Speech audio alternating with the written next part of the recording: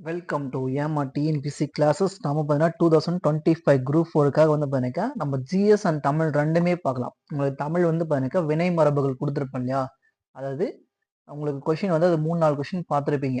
TNPSC previous கொஷினில் கொடுத்ததுலேயே நீங்கள் பார்த்துருப்பீங்க. ஸோ அது வந்து ரொம்ப ரொம்ப இம்பார்ட்டன்ட் டாபிக். நம்ம அந்த மாதிரி பார்த்தீங்கன்னாக்கா நியூ சிலபஸில் ஸ்கூல் புக்கில் இந்த ஒரு எல்லாம் கூட வருது இல்லையா, எல்லாமே வந்து ஸ்கூல் புக்கில் தான் இருக்குது. நியூ புக்லேயும் ஓல்டு புக்லேயும் கொஞ்சம் அதிகமாக இருக்குது. ஸோ இந்த இலக்கண பாட்டு எல்லாமே நான் வந்து தரேன். சரிங்களா, அது வந்து ஒரு பார்ட்டாக பார்த்துக்கலாம். ஜிகேவும் வந்து நான் நடத்துகிறேன். ஜிகேவை பொறுத்த வரைக்கும் உங்களுக்கு சிலபஸ் வைஸ் நான் வந்து யூனிட்டாக எடுத்துகிட்டு போகிறேன். சரிங்களா, உங்களுக்கு சிலபஸ் எங்கெல்லாம் கவர் ஆகுதோ அதை நான் யூனிட்டாக எடுத்துகிட்டு போகிறேன். அப்படியே பாருங்க, பார்த்துட்டு போயிட்டு உங்கள் புக்கை எடுத்து படிக்க ஆரம்பிங்க. சரிங்களா, படிக்க ஆரம்பிச்சிருங்க. அதே போல் என்னுடைய கிளாஸ் வந்து ஃபுல்லாக ஸ்கிப் பண்ணாமல் பாருங்கள். சரிங்களா, ஸ்கூல் புக்கில் இருந்து தான் உங்களுக்கு கொஷின் வரும், நான் அடித்து சொல்கிறேன். சரிங்களா, லைன் பை லைன் ஸ்கூல் புக்கை படிங்க. சரிங்களா, சும்மா அங்கேருந்து இம்பார்ட்டன்ட் கொஷின்லாம் கேட்குறாங்களா சொல்லி படிக்காதீங்க. கூற்றுக்காரன்னு சொல்லிட்டு அங்கங்கே கேட்டே இருப்பாங்க. So line by line school புக்கை வச்சு படிங்க. அதே போல் இந்த யூனிட் வந்து பாருங்க ரொம்ப ரொம்ப இம்பார்ட்டன்ட் டாபிக். சரிங்களா, ரொம்ப ரொம்ப இம்பார்ட்டன்ட் டாபிக். இந்தியாவில் தேசியத்தின் எழுச்சி +2ல ஃபர்ஸ்ட் டாபிக், ஃபர்ஸ்ட் யூனிட் வந்து நம்ம பார்க்க போகிறோம். ஃபர்ஸ்ட் யூனிட் வந்து பார்க்க போகிறோம். கொடுக்குற டாப்பிக்கை கவனிச்சுட்டு நீங்கள் போய் அப்படியே புக் எடுத்து படிங்க. சரிங்களா, ஏன்னு கேட்டால் நான் சொல்கிறது உங்களுக்கு அப்புறம் ஞாபகம் வரும். புக் எடுத்து படித்தப்போ இவன் அதை சொன்னானே அப்படின்னு சொல்லி ஞாபகம் வரும். ஸோ ஒரு நாளைக்கு ஒரு டாபிக் முடிக்கலாம். இன்னைக்கு இந்த டாபிக் எடுத்தேன்னு கேட்டால் 1 ஹவர் 1.5 ஹவர் வரும். ஃபுல்லாக முடிச்சிருங்க, அவ்வளோதான். நீங்கள் படிக்கிறது உட்காந்து 3 ஹவர்ஸ் உட்காந்து படித்து முடிச்சிருங்க. இருக்கிற இந்த 6 மாதம் தவமாக இருந்தால் தான் உங்களுக்கு வேலை கிடைக்கும். சரிங்களா, நான் சொல்லிட்டேன். அதுக்கப்புறம் உங்கள் விருப்பம். இந்திய தேசியத்தின் எழுச்சி, அதாவது பண்ணக்க இந்திய தேசிய காங்கிரஸ் எப்படி வந்து உருவாக போகுது அப்படின்னு சொல்லி தான் இந்த டாபிக் வந்து கொடுத்துருப்பாங்க. ஸோ அவங்க அது உருவாக்கியதுக்கு அப்புறம் என்னெல்லாம் பண்ணாங்க அப்படின்னு சொல்லி கொடுத்துருப்பாங்க. நம்ம கிட்ட நம்மளை வந்து ஆங்கிலேயர் ஆட்சி புரிஞ்சாங்க இல்லையா, அந்த ஆங்கிலேயர்கள் வந்து நம்மளை எப்படியெல்லாம் வந்து கொடுமைப்படுத்தினாங்க, நம்ம பட்னியா இருந்தா கூட அவங்க எப்படி நம்ம கிட்ட இருந்து பொருட்கள்லாம் கொள்ளையடிச்சிட்டு போனாங்க. ஸோ இந்த மாதிரி டாபிக் தான் வந்து இந்த யூனிட்ல இருக்கும். ஃபர்ஸ்ட் இந்த தேசியம் அப்படின்னு சொல்லி பாருங்க. இதுல வந்து இருக்கக்கூடிய தலைவர்கள் ரொம்ப ரொம்ப முக்கியமான தலைவர்கள். இவங்க வந்து பாத்தீங்கன்னாக்க நம்ம காந்திஜிக்கு முன்னோடிகள். சரிங்களா, காந்திக்கே முன்னோடி யார்கள்னு கேட்டா இவங்க தான். ஏன்னா இந்திய தேசிய காங்கிரஸ் உருவாக்கப்பட்டப்போ அவர் இங்க இல்ல, அவர் வந்து இங்க இல்ல. ஸோ அவர் வந்து வெளிநாட்டுல படிச்சுட்டு இருந்தாரு. அதுக்கப்புறம் வந்ததும் பாத்தீங்கன்னா திருப்பி தென்னாப்பிரிக்காவுக்கு போயிட்டாரு, சவுத் ஆப்பிரிக்காவுக்கு வந்து போயிட்டாரு இல்லையா. ஸோ 1915 தான் வராரு, 1915 தான் திரும்பி வந்து வராரு. 19ல தான் அவர் வந்து பாத்தீங்கன்னா ஒரு அரசியல் தலைவரா வந்து உருவெடுத்து வராரு. அதுக்கு முன்னாடி வரைக்கும் சின்ன சின்ன இதெல்லாம் வந்து வருவார் இல்லையா. ஸோ அதுக்கு முன்னாடி இருந்த தலைவர்கள் யாரெல்லாம் கிரியேட் பண்ணாங்க அப்படின்னு சொல்லி கொடுத்துருப்பாங்க. ரொம்ப ரொம்ப இம்பார்ட்டன்ட். இதுல இந்த தேசியம் அப்படின்னா என்னன்னு கொடுத்துருப்பாங்க பாருங்க. தேசியம் என்பது விரிவான தேசியம் என்பது வந்து பண்ணக்க ஒரு நாட்டிற்கு விசுவாசமாகவும் பக்தியோடும் இருத்தல் என பொருள் கொள்ளப்படுகிறது. தேசியம்னா இதுதான் பொருளே. ஒரு நாட்டுக்கு விசுவாசமாகவும் பக்தியாகவும் நான் இருப்பேன் அப்படின்னு சொல்லிதான் தேசியம் சொல்லி கொடுத்துருப்பாங்க. தனது நாட்டை ஏனைய நாடுகள், அதாவது அண்டை நாடுகள் இருக்கு இல்லையா, அந்த நாட்டை காட்டிலும் உயர்வான இடத்துல தான் நம்ம வைக்கணும். மற்ற நாட்டை காட்டிலும் நம்ம எங்க போனாலும் நான் இந்தியன்டா, நான் தமிழன்டா அப்படின்னு சொல்லி சொல்றீங்களே, அதுதான். மற்ற இடத்த விட எனக்கு நம்ம நாட்டை வந்து உயர்வா வந்து வைக்கணும்.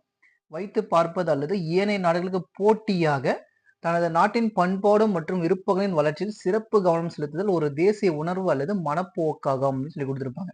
இது ஒரு இம்பார்ட்டன்ட். ஸோ இது வந்து பார்த்துக்குங்க. சரிங்களா, நம்ம காந்திஜிக்கு முன்னாடி நான் அப்பதான் சொன்னேன் இல்லையா, காந்திஜிக்கு முன்னாடியே வந்து பண்ணிருக்க தாதாபாய் நவராஜி. காந்தியடிகளின் அரசியல் குரு யாருன்னா கோபாலகிருஷ்ண கோகலே. அவரும் லால் என்று அழைக்கக்கூடிய பிபின் சந்திரபால், லாலா லஜபதி ராய், பாலா கங்காதர திலகர். சரிங்களா, இவங்க 3 பேருமே வந்து பண்ணிருக்க இந்திய தேசிய காங்கிரஸ் உருவாக்கப்பட்டது பின் வந்து பண்ணிருக்க எப்படி வந்து நம்ம வந்து அதாவது அந்த தீவிர தேசியவாதத்தை எடுத்துட்டு போகலாம், மிதவாதத்தை விட தீவிர தேசியவாதத்தை எடுத்துட்டு போய் நமக்கு சுதந்திரம் வாங்கிட்டலாம்னு சொல்லிட்டு ஒரு புரட்சிகரமா இருந்தவங்க யாருன்னு இந்த லால். இவங்க 3 பேர். சரிங்களா, அவங்கள பத்தி தான் இந்த இதுல வந்து அதிகமா பார்க்க போறோம்.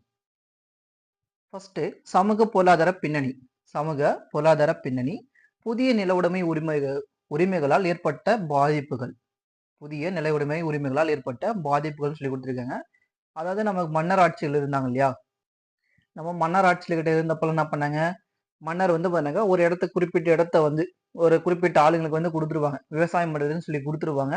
ஸோ அந்த விவசாய மக்கள் விவசாயம் பண்ணுவாங்க. விவசாயம் பண்ணதுல ஒரு குறிப்பிட்ட பகுதியை வந்து பாருங்க மன்னருக்கு வந்து கொடையா கொடுப்பாங்க, அதாவது வரின்ற பேர்ல வந்து பாத்தீங்கன்னா கொடுத்துருப்பாங்க.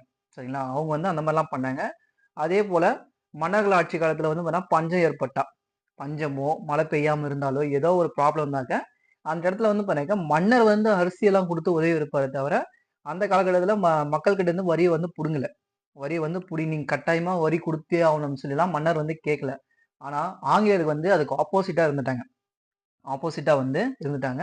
ஸோ அப்படி வந்து பாத்தீங்கன்னாக்கா, இது பண்ணதுனால, நம்ம நிலமெல்லாம் என்ன ஆகுதுன்னு கேட்டாக்க, ஒரு சேல்ஸ் பண்ற நிலைமைக்கு வராங்க. நில நிலத்த வந்து சேல்ஸ் பண்ற நிலைமைக்கு வராங்க. அத பத்தி தான் குடுத்திருப்பாங்க. இந்த டாபிக் பாருங்க. இந்தியாவின் மரபு சார்ந்த நில உடைமை முறைமை ஆங்கிலேயர் சிதைத்தனர்.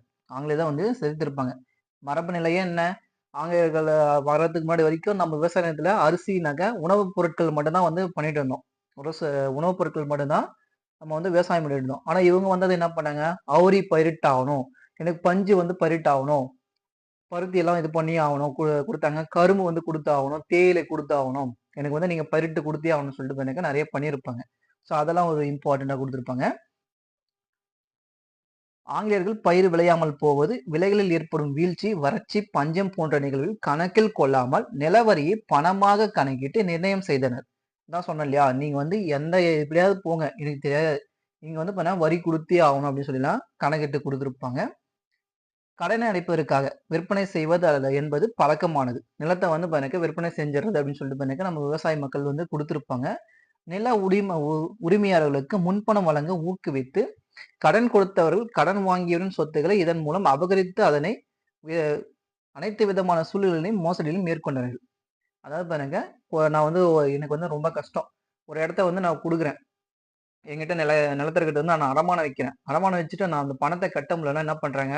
அத வந்து ஏல விட்டு எடுத்துக்கிறாங்க இல்லையா? ஸோ இதெல்லாம் வந்து பார்த்தீங்கன்னா, ஆங்கிலேயர் காலத்துல இதெல்லாம் நடந்துச்சு. ஆங்கிலேயர் காலத்துல தான் வந்து நடந்துச்சு. ஸோ இதெல்லாம் வந்து ரொம்ப ரொம்ப இம்பார்ட்டன்ட். ரொம்ப ரொம்ப இம்பார்ட்டன்ட்.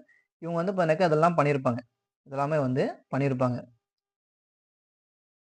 கட்டுப்பாடுகளற்ற வணிகக் கொள்கை, தொழில் நீக்க செயல்பாடுகள், இந்திய கைவினைகள் மீது ஏற்படுத்திய தாக்கம் அப்படின்னு சொல்லி குடுத்திருப்பாங்க. இங்கிலாந்துல வந்து தொழில் புரட்சி ஏற்பட்டதை தொடர்ந்து பார்த்தீங்கன்னாக்கா, கம்பெனி பின்பற்றிய கொள்கை என்னன்னு பார்த்தீங்கன்னாக்கா, தொழில்களில் நீக்கப்படும் விளைவுகளை ஏற்படுத்தியது. தொழில்களை நீக்கப்படும் விளைவுகள் வந்து ஏற்படுத்தியது. இது இப்போக்கு வந்து பார்த்தீங்கன்னாக்கா, முதல் உலகப் போருக்கு வந்து தொடங்க வரைக்கும் நடந்தது அப்படின்னு சொல்லி குடுத்திருப்பாங்க. சரிங்களா? ஆங்கிலேயர்கள் வந்து பின்பற்றிய கொள்கை வந்து பார்த்தீங்கன்னாக்கா, சுதந்திர கொள்கை.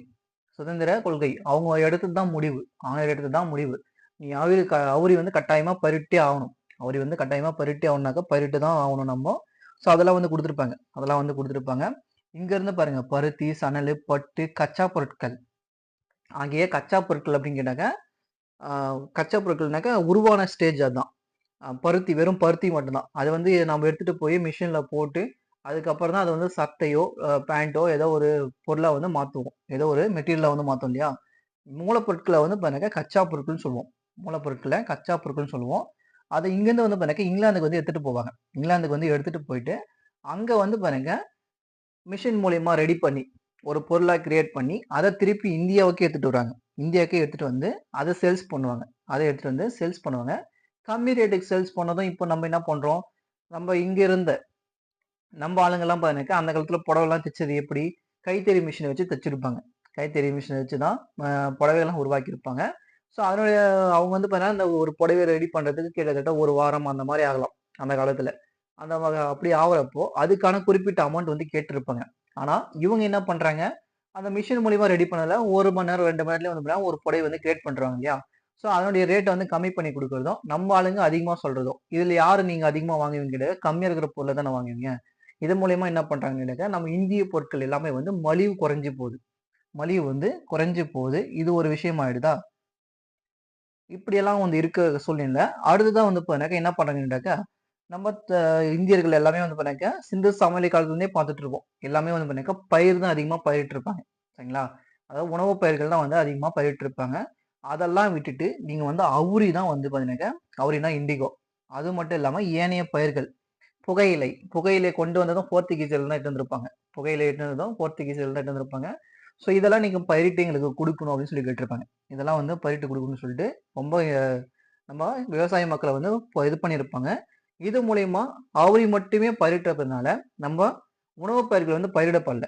பயிரிடப்படாதனால என்ன ஆகுதுன்னு கேட்டாக்க, நெறைய பஞ்சங்கள் வந்து ஏற்படுது. இந்த அவுரி புரட்சி வந்து குடுத்திருப்பாங்க. இந்த அவுரி புரட்சி வந்து நம்ம 10த் புக்ல வந்து பார்க்கலாம். சரிங்களா? அவுரி புரட்சி வந்து பாருங்க 1859 டூ 1860 வரைக்கும் நடந்திருக்கும். ஓரி வந்து பார்த்தீங்கன்னாக்கா வங்காளத்துல வந்து நடந்திருக்கும். வங்காளத்துல வந்து நடந்திருக்கும். இது மூலியமா மக்கள் விவசாயிகள் வந்து எப்படிலாம் கஷ்டப்பட்டாங்க அப்படின்னு சொல்லிலாம் நம்ம வந்து பார்த்தீங்கன்னாக்கா, அது வந்து நம்ம 10th புக்ல பார்க்கலாம்.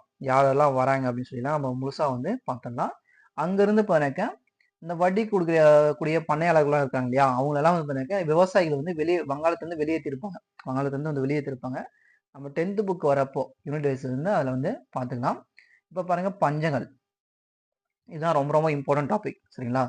கடல் கடந்த காலனி குடியேற்றம் வந்து பார்த்தீங்கன்னா, பஞ்சங்கள் ஏற்பட்டிருக்கும். இந்த பஞ்சங்கள் மூலியமா இப்ப நம்ம நாட்டுல பஞ்சம் வருது. இப்போ பீகார் நம்ம எக்ஸாம்பிளே பார்த்தீங்கன்னாக்கா, இப்போ வடநாட்டுக்காரன், ஹிந்திக்காரன் பார்த்தீங்கன்னா நம்ம தமிழ்நாட்டுக்குள்ள ஃபுல்லா வரான். பீகார்காரன் தான் அதிகமா வரான். ஏன்னு கேட்டா, அவன் இடத்துல வந்து பார்த்தீங்கன்னாக்கா, வேலை வெட்டி இல்ல. அவனுக்கு இங்க வந்து ரூ. 300 வாங்குறது வெளிநாட்டுல சம்பளம் வாங்குற மாரி வந்து வாங்குறான். அந்த மாரிலாம் வந்து வராங்க இல்லையா? அது போல தான் வந்து பார்த்தீங்கன்னாக்கா, பஞ்சங்கள் வந்து ஏற்படுது. ஸோ இந்த பஞ்சங்கள் காரணமா வந்து பார்த்தீங்கன்னாக்கா, ஆங்கிலேயர்கள் என்ன பண்றாங்கன்னாக்கா, தலையிடா கொள்கைய வந்து யூஸ் பண்றாங்க.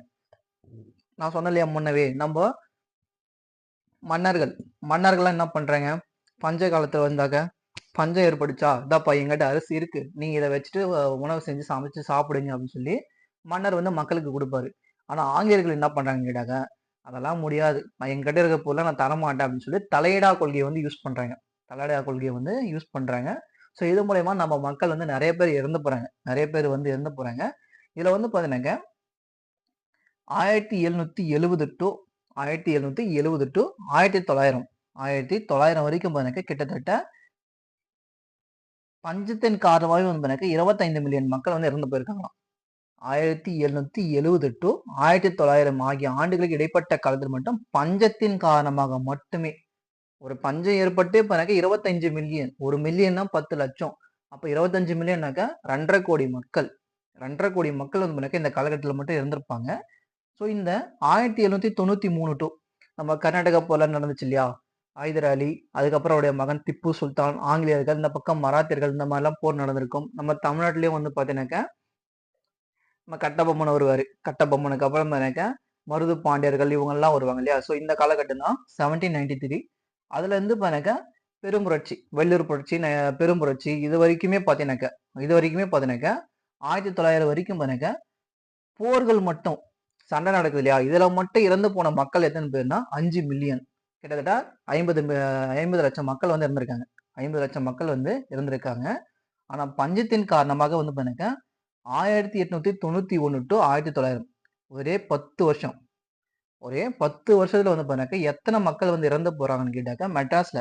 எங்கன்னு கேட்டாக்கா நம்ம மெட்ராஸ் மத்த இடத்துல பஞ்சாப், ஒரிஷா இந்த பகுதி எல்லாமே சேர்த்து வந்து பாத்தீங்கன்னாக்கா 19 மில்லியன். 19 மில்லியன் மக்கள் வந்து இறந்து போயிருக்காங்க. அதாவது 1,90,00,000 மக்கள். எத்தனை காலகட்டத்துல? 1891 டூ 1900 வெறும் 10 வருஷத்துல. அப்ப கூட பாத்தீங்கன்னாக்கா, ஆங்கிலேயர்கள் வந்து தலையிடா கொள்கைய தான் யூஸ் பண்ணிட்டு இருக்காங்க. இத பத்தி விரிவாக்கமா சொன்னது யாருன்னு கேட்டாக்கா, நம்ம மெட்ராஸ் டைம்ஸ் பத்திரிகைன்னு சொல்லிட்டு ஒரு ஆசிரியர் இருப்பாரு. அவர் வில்லியம் டிக்பை. இவர் வந்து குறிப்பிட்டிருப்பாரு. இத்தனை மக்கள் வந்து இறந்து போனாங்க. 19 மில்லியன் மக்கள் வந்து இறந்து போனாங்க அப்படின்னு சொல்லி குடுத்திருப்பாங்க. இவ்வளவு பிரச்சனை இருந்தும் பாருங்க ஆங்கிலேயர் என்ன பண்றாங்கன்னு கேட்டாக்கா, அவங்க நாட்டுக்கு கோதுமையும், அரிசியும் வந்து இம்போர்ட் பண்றாங்க. இம்போர்ட்னாக்க ஏத்திட்டு போறாங்க. பாருங்க, பட்னியால் மக்கள் வாடி மடிந்து கொண்டிருந்த நிலையில் பல மில்லியன் டன் அரிசி கோதுமை வந்து பாருங்க இங்கிலாந்துக்கு வந்து ஏற்றுமதி செய்யப்பட்டிருக்கும். அதே போல பாருங்க ஒரிசா பஞ்சம் 1866. இந்த ஒரிசா பஞ்சத்தின் மூலியமா தான் வந்து பாருங்க நம்ம தாதாபாய் நவரோஜி வந்து செல்வ சுரண்டல் கோட்பாடு அப்படின்னு சொல்லிட்டு அந்த புத்தகத்தை வந்து வெளியிட்டிருப்பாரு. இதை வச்சுதான் ஆராய்ச்சி பண்ண ஆரம்பிச்சிருப்பாரு இல்லையா? சோ அந்த ஒரிசா பஞ்சம் வந்து ஏற்படுது. ஒரிசா பஞ்சம் 1866ல ஏற்பட்டு மக்கள் வந்து பட்னியால செத்து கிடக்குறாங்க. ஆனா ஆங்கிலேயர்கள் என்ன பண்றாங்கன்னாக்க 200 மில்லியன் பவுண்ட் அரிசி 200 மில்லியன் பவுண்ட் அரிசியை வந்து பாத்தீங்கன்னாக்க இங்கிலாந்துக்கு வந்து ஏற்றுமதி செய்றாங்க. இங்கிலாந்துக்கு வந்து ஏற்றுமதி செய்றாங்க. ஸோ அந்த அளவுக்கு வந்து பாத்தீங்கன்னா நம்மள வந்து அவ்வளோ ஒரு இது பண்ணியிருப்பாங்க. அவ்வளோ வந்து இது பண்ணியிருப்பாங்க. இதை பேஸ் பண்ணி தான் நம்ம தாத்தாபாய் நவரோஜி வந்து வாழ்நாள் முழுவதும் அந்த ஆய்வு வந்து தொடங்கியிருப்பாரு. அப்பதான் அந்த புக்கை வந்து வெளியிட்டிருப்பாரு. நம்ம தாத்தாபாய் நவரோஜி பாத்தீங்கன்னாக்க இதை பத்தி தான் தன் வாழ்நாள் முழுவதும் வந்து ஆய்வு வந்து தொடங்கியிருப்பாரு. 1901 தான் அந்த புக்கை வந்து வெளியிட்டிருப்பாரு. 1901 தான் அந்த புக்கை வந்து வெளியிட்டிருப்பாரு. அதே போல பாத்தீங்கன்னாக்க நம்ம மதராஸ் மாகாணாக்க இந்த பஞ்சாப் ஒரிஷா, நம்ம தமிழ்நாடு, கர்நாடகம், கேரளா, ஆந்திரா இதெல்லாம் ஒரு பகுதியா இருந்தது தான் பாத்தீங்கன்னாக்க மதராஸ் இல்லையா? அதுல வந்து பாத்தீங்கன்னாக்கா 1876 டு 1878 காலப்பகுதியில தொடர்ந்து 2 ஆண்டுகள் வந்து பண்ணாக்கா பருவமழை பெய்யாதனால வந்து பண்ணாக்கா நிறைய பஞ்சங்கள் வந்து ஏற்பட்டிருக்கும். பஞ்சங்கள்லாம் வந்து ஏற்பட்டிருக்கும். ஒரிசா பஞ்சத்தின் போது தலையிடா கொள்கையை பின்பற்றியவர் யாருன்னு கேட்டாங்க, நம்ம லிட்டன் பிரபு. யாருன்னு கேட்டாக்கா, லிட்டன் பிரபு வந்து இருப்பாரு. அதே கொள்கையை என்ன பண்ணியிருப்பாருன்னு கேட்டாக்கா, இங்கேயும் வந்து யூஸ் பண்ணியிருப்பாரு. மெட்ராஸ்லயும் வந்து பண்ணாக்கா அதே கொள்கையை தான் யூஸ் பண்ணியிருப்பாரு. தலையிடா கொள்கையை தான். நான் வந்து தலையிட மாட்டேன். நீங்க எப்படியாச்சும் போய் சாவுங்கடா அப்படின்னு சொல்லி வந்து விட்டுருப்பாங்க. நம்ம மதராஸ் மாகாணத்துல மட்டும் பண்ணாக்கா பஞ்சத்தின் காரணமாக 3.5 மில்லியன் மக்கள் பலியா இருப்பாங்க. அதாவது 35 லட்சம் மக்களை வந்து உயிரை விட்டிருப்பாங்க. ஸோ அந்த அளவுக்கு வந்து பண்ணாக்கா ஆங்கிலேயர் வந்து நம்மளை வந்து கொடுமைப்படுத்தியிருப்பாங்க. இது ஒரு விஷயமும். அதுக்கு அடுத்தது பண்ணாக்கா ஒப்பந்த கூலி தொழிலாளர்கள். நம்ம எம்ஜிஆருடைய அப்பா கூட பார்த்தீங்கன்னாக்கா அப்பா அம்மாவும் என்ன பண்ணியிருப்பாங்க, இங்க இருந்து இலங்கைக்கு கண்டிக்கு போயிருப்பாங்க இல்லையா? அதுக்கப்புறம் தான் அங்க வந்திருப்பாங்க இல்லையா? ஸோ இதெல்லாம் எனக்கு ஒரு நிகழ்வுகள். இதெல்லாம் ஒரு நிகழ்வுகள். நம்ம ஆங்கிலேயர்கள் வந்து நம்ம இந்தியாவை மட்டும் ஆட்சி செய்யல. மத்த எல்லா இடத்துலயும் வந்து ஆட்சி புரிஞ்சிருக்காங்க. அந்த அளவுக்கு வந்து அவங்களுக்கு வந்து ஆட்கள் வந்து தேவைப்படுது. அங்கெல்லாம் வந்து பாருங்க காஃபி இலை, தேயிலை, அதுக்கப்புறம் பாருங்க இந்த பருத்தி இதெல்லாம் வந்து பாருங்க கரும்பு இதெல்லாம் வந்து இது பண்ணியிருப்பாங்க. ஸோ அதுக்கு வந்து ஆட்கள் வந்து தேவை. அதெல்லாம் விவசாயம் பண்றதுக்கு வந்து ஆட்கள் தேவை அப்படின்னு சொல்லி வந்து பாத்தீங்கன்னாக்கா நம்மளை வந்து தேர்ந்தெடுத்திருப்பாங்க. இந்திய மக்களை வந்து கூட்டு போயிருப்பாங்க. நம்ம இந்திய பணத்தாள்கள், அதாவது சாரி, நம்ம தமிழ்நாடுடைய பணத்தாள், அதாவது தமிழுடைய பெயர்கள், மற்ற நாட்டுல வந்து பெயர்கள் வந்து இருக்கு இல்லையா? மொரிஷியஸ் மற்றும் இலங்கை. மொரிஷியஸ் மற்றும் இலங்கையோடைய பணத்துல, அந்த நாட்டுடைய பணத்துல நம்ம தமிழ் பெயர்கள் வந்து இருக்கும். ஏன்னு கேட்டா இப்படி போனவங்க தான். இந்த ஒப்பந்த கூலி தொழிலாளர் மூலியமா நம்ம தமிழ்நாட்டுல இருந்து ஆளுங்க வந்து குடிபெயர்ந்திருப்பாங்க இலங்கைக்கும். அதுக்கப்புறமா மொரிஷியஸ், அது மட்டும் இல்லாம நிறைய இடத்துல போயிருப்பாங்க. எங்கெங்கெல்லாம் கொடுத்துருக்காங்க பாருங்க. சிலோன்னா ஸ்ரீலங்கா தான் இலங்கை. மொரிஷியஸ், ஃபிஜி, மலேயா, கரிபியன் தீவுகள், தென்னாப்பிரிக்கா, இதுக்கு எல்லாமே வந்து பண்ணாக்க ஆட்கள் வந்து அதிகமா தேவைப்படுதுன்னு சொல்லி கேட்டிருப்பாங்க. 1815 சிலோன் ஆளுநர் கேட்டாக்க இலங்கையோட ஆளுநர் வந்து பண்ணாக்க நம்ம மதராஸ் ஆளுநருக்கு வந்து பண்ண ஒரு கடிதம் வந்து எழுதுறாரு. பெருந்தோட்டத்திற்கு அதிகப்படியான கூலிகள் வந்து வேணும், ஆட்கள் வந்து வேணும் அப்படின்னு சொல்லி கேட்கிறாரு. அனுப்பி வைக்குமாறு கேட்கிறாரு. நம்ம மதராஸ் ஆளுநர் என்ன பண்றாருன்னு கேட்டாக்க மேல்முறையீட்டுக்காக தஞ்சாவூர் மாவட்ட ஆட்சியாளர் கேட்டாக்க கலெக்டருக்கு வந்து அனுப்புறாரு. கலெக்டருக்கு வந்து மேல்முறையீட்டுக்காக வந்து அனுப்பி வைக்கிறாரு. மாவட்ட ஆட்சியாளருக்கு வந்து அனுப்பி வைக்கிறாரு. ஸோ அவர் என்ன பண்றாருன்னு கேட்டாக்க நம்ம தஞ்சை மக்கள் நல்லாவே தெரியும் இல்லையா? அந்த காலத்துல இருந்தே கல்லணை கட்டி அதெல்லாம் வந்து விவசாயம் பண்ண மக்கள். இன்ன வரைக்குமே பண்ணாக்க ஆடுதுறை எல்லாம் மிகப்பெரிய இடம் இல்லையா? தஞ்சாவூர் தான் வந்து பண்ணாக்க நெல்லுக்கே பேர் போன ஃபேமஸான இடம் இல்லையா? ஸோ இப்படியாப்பட்ட இடத்துல வந்து பண்ணாக்க மக்கள் வந்து எந்த ஒரு ஊதியமும் கொடுக்காம, ஊக்கத்தொகையும் கொடுக்காம அவங்க வந்து வெளியே வரமாட்டாங்க அப்படின்னு சொல்லி இந்த திருநெல்வேலி கலெக்டர் என்ன பண்றாருனாக்கா நம்ம சென்னை மாகாண ஆளுநருக்கு வந்து பண்ணாக்க கடிதம் போட்டுறாரு. அவங்களுக்கு ஏதாவது ஒரு ஊக்கத்தொகை கொடுக்கணும் அப்படின்னு சொல்லி சொல்றாங்க. ஆனா ஊக்கத்தொகை வாங்காமலே நம்ம மக்கள் வந்து குடிபெயர்ந்துட்டாங்க. ஏன்னு கேட்டா அந்த அளவுக்கு பஞ்சங்கள். பஞ்சத்தின் காரணமாக வந்து பண்ணாக்க மக்கள் வந்து குடிபெயர்றாங்க. எப்பன்னு கேட்டா 1833 டு 1843 இந்த 10 வருஷத்துலயே வந்து நிறைய பஞ்சங்கள் வந்து ஏற்பட்டிருக்கும். 10 வருஷத்துல நிறைய பஞ்சங்கள் வந்து ஏற்பட்டதுனால மக்கள் வந்து பாத்தீங்கன்னா எந்த ஒரு ஊக்கத்தொகையும் இல்லாம வேலை வந்து நாங்க போறோம் அப்படின்னு சொல்லிட்டு வெளியே வந்து போயிருப்பாங்க. ஸோ இதுல வந்து பாத்தீங்கன்னாக்கா இலங்கையில வந்து காஃபி, தேயிலை தோட்டங்கள் இந்தியர்கள் கூலிகளாக வேலை செய்ய சென்றனர் அப்படின்னு சொல்லி கொடுத்திருப்பாங்க. இந்த 1843ல நம்ம இந்தியாவில் வந்து பாத்தீங்கன்னாக்கா அடிமை முறை வந்து ஒழிக்கப்பட்டிருப்பாங்க. 1843 வந்து அடிமை முறை வந்து ஒழிச்சிருப்பாங்க. ஸோ அந்த அடிமை முறை ஒழிச்சதுனால, அடிமை முறைன்னு கேட்டாக்க அவங்களுக்கு வந்து ரொம்ப கஷ்டப்படுத்திருப்பாங்க இல்லையா? ரொம்ப ரொம்ப அடிக்கிறது, இதெல்லாம் துன்புறுத்துறதெல்லாம் இது பண்ணியிருப்பாங்க. சட்டம் மட்டும் தான் போட்டாங்க. ஆனா வந்து பாத்தீங்கன்னா ரியாலிட்டி வந்து அப்படிதான் நடந்துட்டு தான் இருந்துச்சு. கண்டினியூவா வந்து இருந்துச்சு. இதெல்லாம் அப்படிதான் கண்டினியூ பண்ணியிருப்பாங்க. ஸோ இதை வச்சு இந்த சட்டத்தின் மூலமா என்ன பண்ணாங்க கேட்டாக்க நம்ம தமிழ்நாட்டுல இருந்து மக்கள் வந்து நாங்க போறோம், நாங்க மற்ற இடத்துக்குலாம் வந்து இலங்கைக்கு மட்டும் இல்ல, மொரிஷியஸ், ஃபிஜி, மற்ற டர்னிடால் எல்லா இடத்துக்கும் வந்து நாங்க போறோம் அப்படின்னு சொல்லிட்டு கேட்டிருப்பாங்க. தென்னாப்பிரிக்காலாம் வந்து போறோம்னு சொல்லிட்டு மக்கள் வந்து கேட்டதுனால எல்லா இடத்துக்கும் குடிபெயர்ந்திருப்பாங்க.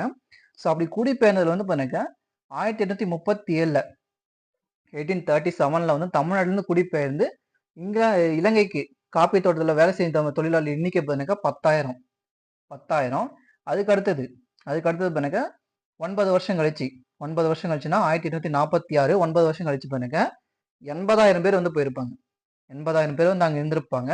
அதுக்கப்புறமும் திருப்பி 9 வருஷம் கழிச்சு 1855ல வந்து பாருங்க 1,28,000 மக்கள் வந்து பாருங்க இலங்கைக்கு வந்து போயிருப்பாங்க. இலங்கைக்கு வந்து போயிருப்பாங்க. அது மட்டும் இல்லாம 22 வருஷம் கழிச்சு 1877ல பஞ்சத்தில் பஞ்சத்தினால வந்து பண்ணாக்கா மக்கள் வந்து 3,80,000 தமிழ் தொழிலாளர் வந்து பண்ணாக்கா இலங்கையில வந்து போய் செட்டில் ஆயிருப்பாங்க. இலங்கைக்கு போய் செட்டில் ஆயிருப்பாங்க. ஸோ அந்த அளவுக்கு வந்து நம்ம பஞ்சங்கள் வந்து ஏற்பட்டிருக்கும். சரிங்களா? இந்த 77லாம் ரொம்ப ரொம்ப இம்பார்ட்டன்ட். 77ம் 78 வந்து பண்ணாக்கா ரொம்ப ரொம்ப பஞ்சங்கள் வந்து ஏற்பட்டிருக்கும். நம்ம வள்ளலார் சத்திய தர்மசாலை ஸ்டார்ட் பண்ணதே இதனால தான். பஞ்சங்களால மக்கள் வந்து இறந்து போயிட்டு இருக்காங்க அப்படின்னு சொல்லி தான் சத்திய தர்மசாலையை வந்து ஓப்பன் பண்ணாரு இல்லையா? இந்த ஒப்பந்த தொழிலாளர் முறை ஒப்பந்த தொழிலாளர் முறை அப்படின்னா என்னன்னு சொல்லி பாருங்க. அதுக்கு முன்னாடி பரதேசி படம் பார்த்திருக்கீங்களா? பாலா டைரக்டரா இருப்பாரு. அதர்வா வந்து நடிச்சிருப்பாரு. அதுல வந்து எனக்கு இந்த காப்பி தோட்டத்துக்கு தான் வந்து மக்கள் வந்து வெளியே போவாங்க. அது வந்து ஒரு ரியாலிட்டி படமா தான் எடுத்திருப்பாங்க. இதெல்லாம் நடந்த உண்மையாக நடந்த சம்பவம் தான் அதெல்லாம். சரிங்களா? அந்த பரதேசி படத்துல என்னெல்லாம் நடக்குதோ அதுதான். ஒப்பந்த தொழிலாளர்கள் அப்படின்னு சொல்லிட்டு பார்த்தீங்கன்னா கூட்டு போயிடுவாங்க. கூட்டு போயிட்டு அடிமையை விட ரொம்ப ரொம்ப கேவலமா வேலை வாங்கி எவ்வளவு சுரண்ட முடியுமோ அவ்வளவு சுரண்டு கடைசியில கொஞ்சோண்டு அமௌண்ட்டை கொடுத்து நீ ஊருக்கு போப்பா அப்படின்றவாங்க. இல்லைன்னா இவங்க கொடுக்குற மாதிரி இருக்கும். மக்கள் வந்து பாருங்க அவங்களுக்கு கொடுக்குற மாதிரி வந்து வச்சிருப்பாங்க. அந்த அளவுக்கு வந்து பாருங்க ஒரு மோசமான இதுதான் பாருங்க இந்த ஒப்பந்த தொழிலாளர்கள் முறை. ஸோ இதுதான் வந்து கொடுத்துருப்பாங்க. உழைப்புடன் கூடிய கடுங்காவல் தண்டனை. உழைப்புடன் கூடிய கடுங்காவல் தண்டனை வந்து கொடுத்துருப்பாங்க. 5 வருஷம். நீ 5 வருஷம் கட்டாயமா என்கிட்ட வேலை செஞ்சே ஆகணும்னு சொல்லுவேன். இதுதான் ஒப்பந்தம். இதுதான் வந்து பாருங்க ஒப்பந்தம் போட்டிருப்பாங்க. 5 வருஷம் நீ வீட்டெல்லாம் மறந்துடணும். எங்கேயும் போறேன்னு சொல்லக்கூடாது. 5 வருஷம் கழிச்சு உனக்கு குறிப்பிட்ட அமௌண்ட் கொடுப்பேன். நீ அதை எடுத்துட்டு வந்துடும் அவ்வளவுதான் அப்படின்னு சொல்லி கூப்பிட்டு போயிருப்பாங்க. அது வந்து பாருங்க நம்ம மக்கள் என்ன பண்றாங்கன்னாக்க விவசாய மக்களும் நெசவாளர்களும் ஒரு குறிப்பிட்ட அமௌண்ட் வரும்பா பரவாயில்ல 5 வருஷம் உழைச்சாக்க இப்ப நம்ம வெளிநாட்டுக்கு போறோம் இல்லையா? வெளிநாட்டுக்கு போயிட்டு ஒரு குறிப்பிட்ட அமௌண்ட் வரும் அப்படின்னு சொல்லி தான் போறாங்க. அமௌண்ட் வரும் தான் சொல்லி போறாங்க இல்லையா? அந்த மாதிரி இவங்களும் வந்து நம்பி போறாங்க. அங்க போனதும் வந்து பாருங்க ஏமாத்திடுறாங்க. ஃபுல்லா அடிமை முறையோட ரொம்ப கேவலமா வந்து பாருங்க மோசமா வந்து அமைஞ்சிருக்கும். இதுல வந்து மக்கள் ரொம்ப வந்து பாருங்க மக்களை வந்து கடத்திட்டு வரவும் பாருங்க அரசு வந்து பாருங்க தனது காணிகள் கண்காணிகள் கண்காணிகள் அப்படின்னாக்கா முகவர்களை வந்து அடைக்கிற முகவர்களை வந்து பாத்தீங்கன்னாக்க முகவர்களை வந்து நியமிச்சிருப்பாங்க. ஸோ இதுல வந்து பாருங்க ரொம்ப ரொம்ப இதா இருந்திருக்கும். எல்லாரையுமே வந்து கடத்திட்டு வந்தெல்லாம் வந்து பாருங்க பெருந்தோட்டில் வந்து வேலை செய்ய வச்சிருப்பாங்க. ஸோ இதுல வந்து பாருங்க ஒரு கப்பல் வந்து போகுது. கல்கத்தால இருந்து பாருங்க ட்ரனிடாட் அப்படின்னு சொல்லி ஒரு கப்பல் வந்து பாருங்க மக்கள் வந்து பயணம் செய்யறாங்க. இந்த ஒப்பந்த தொழிலாளர் முறை மூலமா நாங்க போறோம் அப்படின்னு சொல்லிட்டு பாருங்க வருவாங்க. இதுல வந்து பாருங்க 1856 டு 57 பெருமுயற்சி நடந்துச்சு இல்லையா? அந்த வருஷம் தான் வந்து இருக்கும். அந்த வருஷம் தான் வந்து இருக்கும். இதுல கப்பல்ல போறப்பயே வந்து பாருங்க மக்களை வந்து அடிச்சு துன்புறுத்திருப்பாங்க. அதுல இறந்து போன மக்களுடைய பெர்சன்டேஜ் வந்து சொல்லியிருக்காங்க பாருங்க.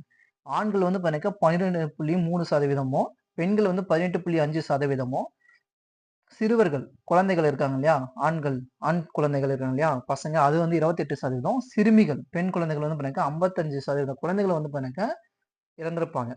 அந்த அளவுக்கு வந்து பாருங்க மோசமான 36% சிறுமிகளும், 28% சிறுவர்களும், 55% குழந்தைகள். குழந்தைகள் எல்லாம் வந்து பாருங்க அந்த கப்பல்ல வந்து இறந்து போயிருப்பாங்க.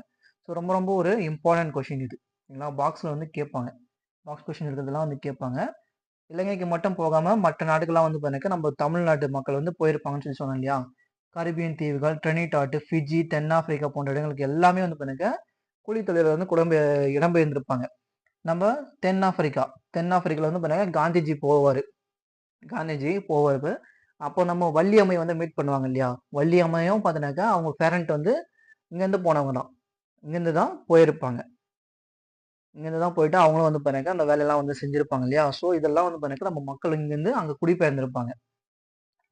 இப்படி குடிபெயர்ந்த இந்தியர்கள் ஒட்டுமொத்த இந்தியர்களா வந்து பாத்தீங்கன்னாக்கா 1843ல மொரிஷியஸ் வந்து என்ன சொல்றாங்கன்னாக்கா 30,218 பேர் வந்து பாத்தீங்கன்னாக்கா ஆண்களும் 30,218 ஆண்கள் வந்து வந்திருக்காங்கன்னு 4,307 பெண்களும் வந்து இங்க குடியேறி இருக்காங்க அப்படின்னு சொல்லிட்டு 1837 வந்து சொல்லியிருப்பாங்க. கடைசியில அந்த நூற்றாண்டு முடிவு அப்படின்னாக்கா 19ஆம் நூற்றாண்டு கிட்டத்தட்ட வந்து பாத்தீங்கன்னாக்கா 1900க்குள்ள வந்து பாத்தீங்கன்னாக்கா 5 லட்சம் பேர் வந்து பாத்தீங்கன்னாக்கா இந்தியர்கள் வந்து மொரிஷியஸ் வந்து குடிபெயர்ந்திருக்காங்க அப்படின்னு சொல்லி கொடுத்திருப்பாங்க. மொரிஷியஸ்ல வந்து குடிபெயர்ந்திருக்காங்க அப்படின்னு சொல்லி கொடுத்திருப்பாங்க. ஸோ இதெல்லாம் பார்த்தா ஒப்பந்த கூலி தொழிலாளர்கள் ட்ரெண்ட் எடுத்து கான்ட்ராக்ட் பேஸ்ல வந்து போறது தான். கான்ட்ராக்ட் பேஸ்ல போயிட்டு ஒர்க் பண்றதுலாம் ரொம்ப ரொம்ப கஷ்டம். நீங்க அடிமை தான் அவங்களுக்கு எப்பவுமே. இப்போ வெளிநாட்டுக்கு போறவங்கலாம் பார்த்தீங்கன்னா விசாலாம் கொடுக்க மாட்டான் ரிட்டர்னு. நீ ஒரு கஷ்ட காலம் அப்படின்னா கூட கொடுக்கவே மாட்டான். ரொம்ப ரொம்ப நீங்க இங்கேருந்து ஃபோர்ஸ் பண்ணி அதுக்கப்புறம் தான் அவன் வந்து அனுப்பிச்சு விடுவான். அந்த அளவுக்கு மோசமான ஒரு விஷயம் பார்த்தீங்கன்னாக்கா இந்த ஒப்பந்த தொழிலாளர் முறை. சரிங்களா? இது ஒரு இம்பார்ட்டன்ட். இதெல்லாம் ஒரு காரணம். இதெல்லாம் ஒரு காரணம். ஏன்னு கேட்டா, பஞ்சத்தின் போது பார்த்தீங்கன்னாக்கா, நமக்கு எந்த ஒரு இது இல்லாம தலையிடா கொள்கைய வந்து யூஸ் பண்ணாங்க. இது ஒரு விஷயம். இந்திய தேசிய இயக்கம் உருவாகுறதுக்கு அது ஒரு காரணம். அடுத்து 2வது காரணம் பார்த்தீங்கன்னாக்கா, மேற்கத்திய கல்வியும் அதன் தாக்கமும். மேற்கத்திய கல்விகள். இன்னைக்கு நம்ம இருக்கக்கூடிய இந்த கல்விய வந்து குடுத்தது யாருன்னு கேட்டா, ஆங்கிலேயர்கள் தான். இத வந்து நான் பாராட்டுறேன். இத வந்து நான் ரொம்ப ரொம்ப பாராட்டுறேன். ஏன்னு கேட்டா, ரொம்ப ரொம்ப விஷயம். நமக்கு வந்து கல்வி அறிவு இல்லாமலே போயிருக்கும். கல்வி அறிவு இல்லாமலே வந்து போயிருக்கும். அந்த கல்வி அறிவு குடுத்ததுல ஒரு இம்பார்ட்டன்ட் விஷயம் எனக்கு ஆங்கிலேயர்கள் வந்து நான் பாராட்டுவேன். ஆங்கிலேயர்கள் வந்து பாராட்டுவேன். ஸோ இதுல வந்து அது மட்டும் இல்லாம, கல்வி அறிவுக்கு முன்னாடி நமக்கு இருந்தது என்னன்னு கேட்டா, ஆரியர்கள் வந்து இருந்திருப்பாங்க. ஆரியர்கள் காலத்துல தான் வந்து பார்த்தீங்கன்னாக்கா, கல்வி அறிவு உருவாயிருக்கும். பிராமணர்கள்னு சொல்லி வந்திருப்பாங்க. இந்த பிராமணர்கள் தான் வந்து பார்த்தீங்கன்னா, கல்வி முறையா குருகுலம் அப்படின்னு சொல்லிலாம் பார்த்தீங்கன்னா, அவங்க மட்டும் தான் கத்திருப்பாங்க. மற்ற ஒடுக்கப்பட்டவர்களோ, பிற்படுத்தப்பட்டவர்களோ யாருக்குமே வந்து பார்த்தீங்கன்னா, கல்வி வந்து ஒதுக்கப்பட்டிருக்கும். ஒதுக்கப்பட்டு குடுக்காம இருந்திருப்பாங்க. குடுக்காம இருந்திருப்பாங்க. சாரி. குடுக்காம இருந்திருப்பாங்க. ஸோ அதெல்லாம் பார்த்தீங்கன்னாக்கா, ஒரு முக்கியமான விஷயமா இருக்கும். அதெல்லாம் ஒரு முக்கியமான விஷயம் இருக்கும். இந்த பிராமணர் இருக்காங்க இல்லையா? அவங்க வந்து பார்த்தீங்கன்னாக்கா, அர்ச்சகரா வந்து இருந்திருப்பாங்க. சமூகத்துல அங்க ஒரு முக்கிய அங்கமா வந்து வகிச்சிருப்பாங்க. ஆசிரியர்களாவும், அர்ச்சகரா வந்து பங்கு வச்சிருப்பாங்க. இன்ன வரைக்குமே பார்த்தீங்கன்னாக்கா, ஹையர் போஸ்டிங்ஸ்ல யார் இருக்காங்கன்னா, இந்த பிராமணர்கள் தான் வந்து இருப்பாங்க. நீங்க செக் பண்ணியிருக்கீங்களா? இந்த படங்கள்லாம் நெறைய காட்டும் பாருங்க. படங்கள் எல்லாமே வந்து பார்த்தீங்கன்னாக்கா, நெறைய காட்டும். இது எல்லாமே காரணம் பார்த்தீங்கன்னாக்கா, அவங்க வந்து இம்பார்ட்டன்ஸ் வந்து அதிகமா குடுப்பாங்க. சரிங்களா? இது ஒரு விஷயம். அதுக்கு அடுத்து பார்த்தீங்கன்னாக்கா, அவங்க வந்து வித்தியாலயங்கள் வித்தியாலயங்கள், சதுர்பதி அப்படின்னு சொல்லக்கூடிய உயர்தர கல்வி வந்து கல்விக்கூடங்கள் வந்து கல்வி பயின்று இருப்பாங்க. அந்த காலத்து மக்களுக்கு வந்து பார்த்தீங்கன்னா குடுத்துருப்பாங்க. ஸோ அந்த காலத்துலலாம் வந்து பார்த்தீங்கன்னாக்கா, மனப்பாட பகுதி தான் குடுத்துருப்பாங்க. புதுசா வந்து எதுவும் ட்ரை பண்றதெல்லாம் குடுத்துருக்க மாட்டாங்க. "நீ இந்த கல்வியா மனப்பாடம் பண்ணிக்கோ." இப்ப நீங்க புக்க வந்து மனப்பாடம் பண்ணிட்டு இருக்கீங்க. இந்த 1 மணி நேரம் இந்த கிளாஸ பார்த்துட்டு, யாரெல்லாம் புக் எடுத்து நான் ஒரே யூனிட்ட கரெக்ட்டா தெளிவா பார்க்குறேன்னு சொல்லுங்க பார்க்கலாம். நான் கமெண்ட்காக வெயிட் பண்றேன். சரிங்களா? நீங்க முடிச்சுட்டு கூட கமெண்ட் பண்ணுங்க. சரிங்களா? தெளிவா ஒரே யூனிட் ஒரு நாள் படிச்சா கூட புரிஞ்சு படிக்கணும். சும்மா உட்காந்து "ஓ காட் பியூட்டிஃபுல்" அப்படின்னு சொல்ற மாரி இங்க புனிதமான மொழி என கருதப்படும் சமஸ்கிருத மொழி. புனிதமான மொழி என கருதப்படும் சமஸ்கிருத மொழி. உட்காந்து 10 டைம் சொன்னா மனப்பாடம் ஆயிருமா? புரிஞ்சு படி அவ்வளோதான். புரிஞ்சு படிச்சனா ஈஸியா இருக்கும். ஓகேவா? இவங்க வந்து பார்த்தீங்கன்னா, இப்ப சமஸ்கிருத மொழியில வந்து கல்வி கற்றிருப்பாங்க. சமஸ்கிருத கல்வியில வந்து கல்வி கற்றிருப்பாங்க. உண்மையிலேங்க நான் வந்து சொல்றேன் என்னன்னு கேட்டீங்கன்னா, காலேஜ்லலாம் படிக்கிறப்போ இது வந்து எனக்கு இப்போ கிடையாது. எனக்கு வந்து காலேஜ்லேருந்தே வந்து பார்த்தீங்கன்னாக்கா ஐவிக்கு கூட்டு போனா என்ன ஸ்டேஜ்ல பேச வைப்பாங்க. அது ஒரு விஷயம். பிளஸ் வந்து பார்த்தீங்கன்னாக்கா, இந்த காலேஜ்லயே வந்து பார்த்தீங்கன்னா, கிளாஸ்ல வந்து ஸ்டாஃப்ங்க வந்து ஒரு யூனிட் குடுத்துருவாங்க. இந்த யூனிட் வந்து நீ நாளைக்கு கிளாஸ் எடுக்கணும்னு சொல்லி குடுத்துருவாங்க எனக்கெல்லாம். எனக்கு வந்து அந்த மாரி தான் குடுப்பாங்க. ஸோ அந்த அளவுக்கு வந்து காலேஜ்ல தான் என்ன வந்து பிரிப்பேர் பண்ணாங்க. ரொம்ப ரொம்ப இம்பார்ட்டன்ட்டா வந்து பிரிப்பேர் பண்ணதே அதுதான். ஸ்டேஜ் ஏறி ஸ்டேஜ்ல உட்காந்து பேசு. ஸ்டேஜ்ல ஏறி பேசு. கிளாஸ் வந்து எப்படி எடுக்கணும் அப்படின்னு சொல்லிலாம் சொல்லுவாங்க. அப்ப எடுத்த கிளாஸ் இன்னைக்கு வரைக்கும் எனக்கு ஞாபகம் இருக்கு. 10 வருஷத்துக்கு கிட்ட ஆகுது. டிகிரி எல்லாம் முடிச்சு. இருந்தாலும் இன்னும் வந்து பாத்தீங்கன்னா அந்த ஞாபகம் வந்து இருக்கும். அந்த ஞாபகம் வந்து இருக்கும். ஸோ அந்த அளவுக்கு நம்ம வந்து க தெளிவா படிச்சாலும், ஒரே யூனிட் படிச்சாலும் இந்த 6 மாசம் இருக்கு. நீங்க 10 டைம் படிக்காதீங்க. ஒரே யூனிட்ட எடுத்து கரெக்ட்டா தெளிவா படிச்சீங்கன்னா, மறக்கவே மறக்காது. மறக்கவே மறக்காது. அந்த மாரி படிங்க. சரிங்களா? அந்த காலத்துல வந்து பாத்தீங்கன்னாக்கா இப்படிதான் குடுத்துருப்பாங்க. ஆ சமஸ்கிருத மொழிக்கு தான் வந்து பாத்தீங்கன்னா இம்பார்ட்டன்ட் குடுத்துருப்பாங்க. இந்த கட்டடக்கலை, தொழிற்கலை எல்லாம் இருக்கு இல்லையா? இதெல்லாம் வந்து தொழில்நுட்பம்லாம் இருக்கு இல்லையா? இதெல்லாம் வந்து பார்த்தீங்கன்னா, அறிவு சார்ந்தது. அறிவு சார்ந்த பொருளா இருக்கும். இப்போ கட்டடக்கலைன்றது வந்து பார்த்தீங்கன்னா, டிசைன் தெரிஞ்சா தான் மேஸ்திரி தான் டிசைன் தெரிஞ்சா தான் கட்ட முடியும். அந்த ஆர்ச் வர்றது இதெல்லாம். நாம போயிட்டு சும்மா குடுங்க நானும் வளைக்கிறேன் அப்படின்னு சொல்லி வளைக்க முடியுமா? அதெல்லாம் வராது இல்லையா? ஸோ அதெல்லாம் வந்து பார்த்தீங்கன்னா, ஒரு பரம்பரையா வந்துட்டு இருந்துச்சு. அதெல்லாம் என்ன பண்றாங்க கேட்டாக்கா, மத்தவங்க கிட்ட ஒப்படைக்கிறாங்க. எல்லார்கிட்டயும் போய் சேரட்டும்னு சொல்லி ஒப்படைக்கிறாங்க. ஆனா இருந்தாலும் புதிய முயற்சிக்கு எதுக்குமே வந்து பார்த்தீங்கன்னா, குடுக்க கிடையாது. புதிய முயற்சி வந்து பார்த்தீங்கன்னா, எதுவுமே வந்து குடுத்திருக்க மாட்டாங்க. என்ன இருக்கோ அத மட்டும் தான் நீ வந்து ஒர்க் அவுட் பண்ற மாரி குடுத்திருப்பாங்க. அது அப்படிதான் வந்து இருக்கும். கல்வி கற்பதில வந்து பார்த்தீங்கன்னா, மனப்பாட முறைக்கு தான் வந்து முக்கியத்துவம் குடுத்திருப்பாங்க. புதுசா வந்து எதுவும் ட்ரை பண்ணி விட்டுருக்க மாட்டாங்க. புதுசா வந்து எதுவும் ட்ரை பண்ணி விட்டுருக்க மாட்டாங்க பழங்காலத்துல. சரிங்களா? அந்த மாரிலாம் வந்து இருக்கும். ஸோ அதுக்காகவே பார்த்தீங்கன்னாக்கா, இந்த கல்விய வந்து எடுத்துட்டு வராங்க. அதுக்காகவே பார்த்தீங்கன்னாக்கா, இந்த கல்விய வந்து எடுத்துட்டு வராங்க. இந்த கல்வி முறைய எடுத்துட்டு வந்தவர் யார் அப்படின்னு கேட்டா, நம்ம டிபி மெக்காலே தான். நவீன கல்வி முறைய வந்து எடுத்துட்டு வந்து குடுத்திருப்பாரு. 1834 டூ 38 வரைக்கும் பண்ணுங்க. கவர்னர் ஜெனரலின் ஆலோசனை குழுவில வந்து ஒரு முதல் சட்ட உறுப்பினர் வந்து அங்கம் வகிச்சிருப்பாரு. ச வந்து வகிச்சிருப்பாரு. அவரு வரத்துக்கு முன்னாடியே 1823 வந்து பாருங்க, பொது கல்விக்கான பொதுக்குழு வந்து உருவாக்கியிருப்பாங்க. நம்ம இந்திய அரசு வந்து பார்த்தீங்கன்னா உருவாக்கியிருப்பாங்க. 1823 பொது கல்விக்கான நடுநடுவுல ஃபோன் வருதுங்க. சாரிங்க.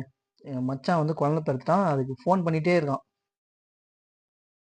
ஆண் பிள்ளை பெற்று விட்டார். அதனால வந்து சந்தோஷத்துல அவரும், அவங்க அண்ணனும்லாம் ஃபோன் பண்ணிட்டே இருக்காங்க. ஓகே வாங்க.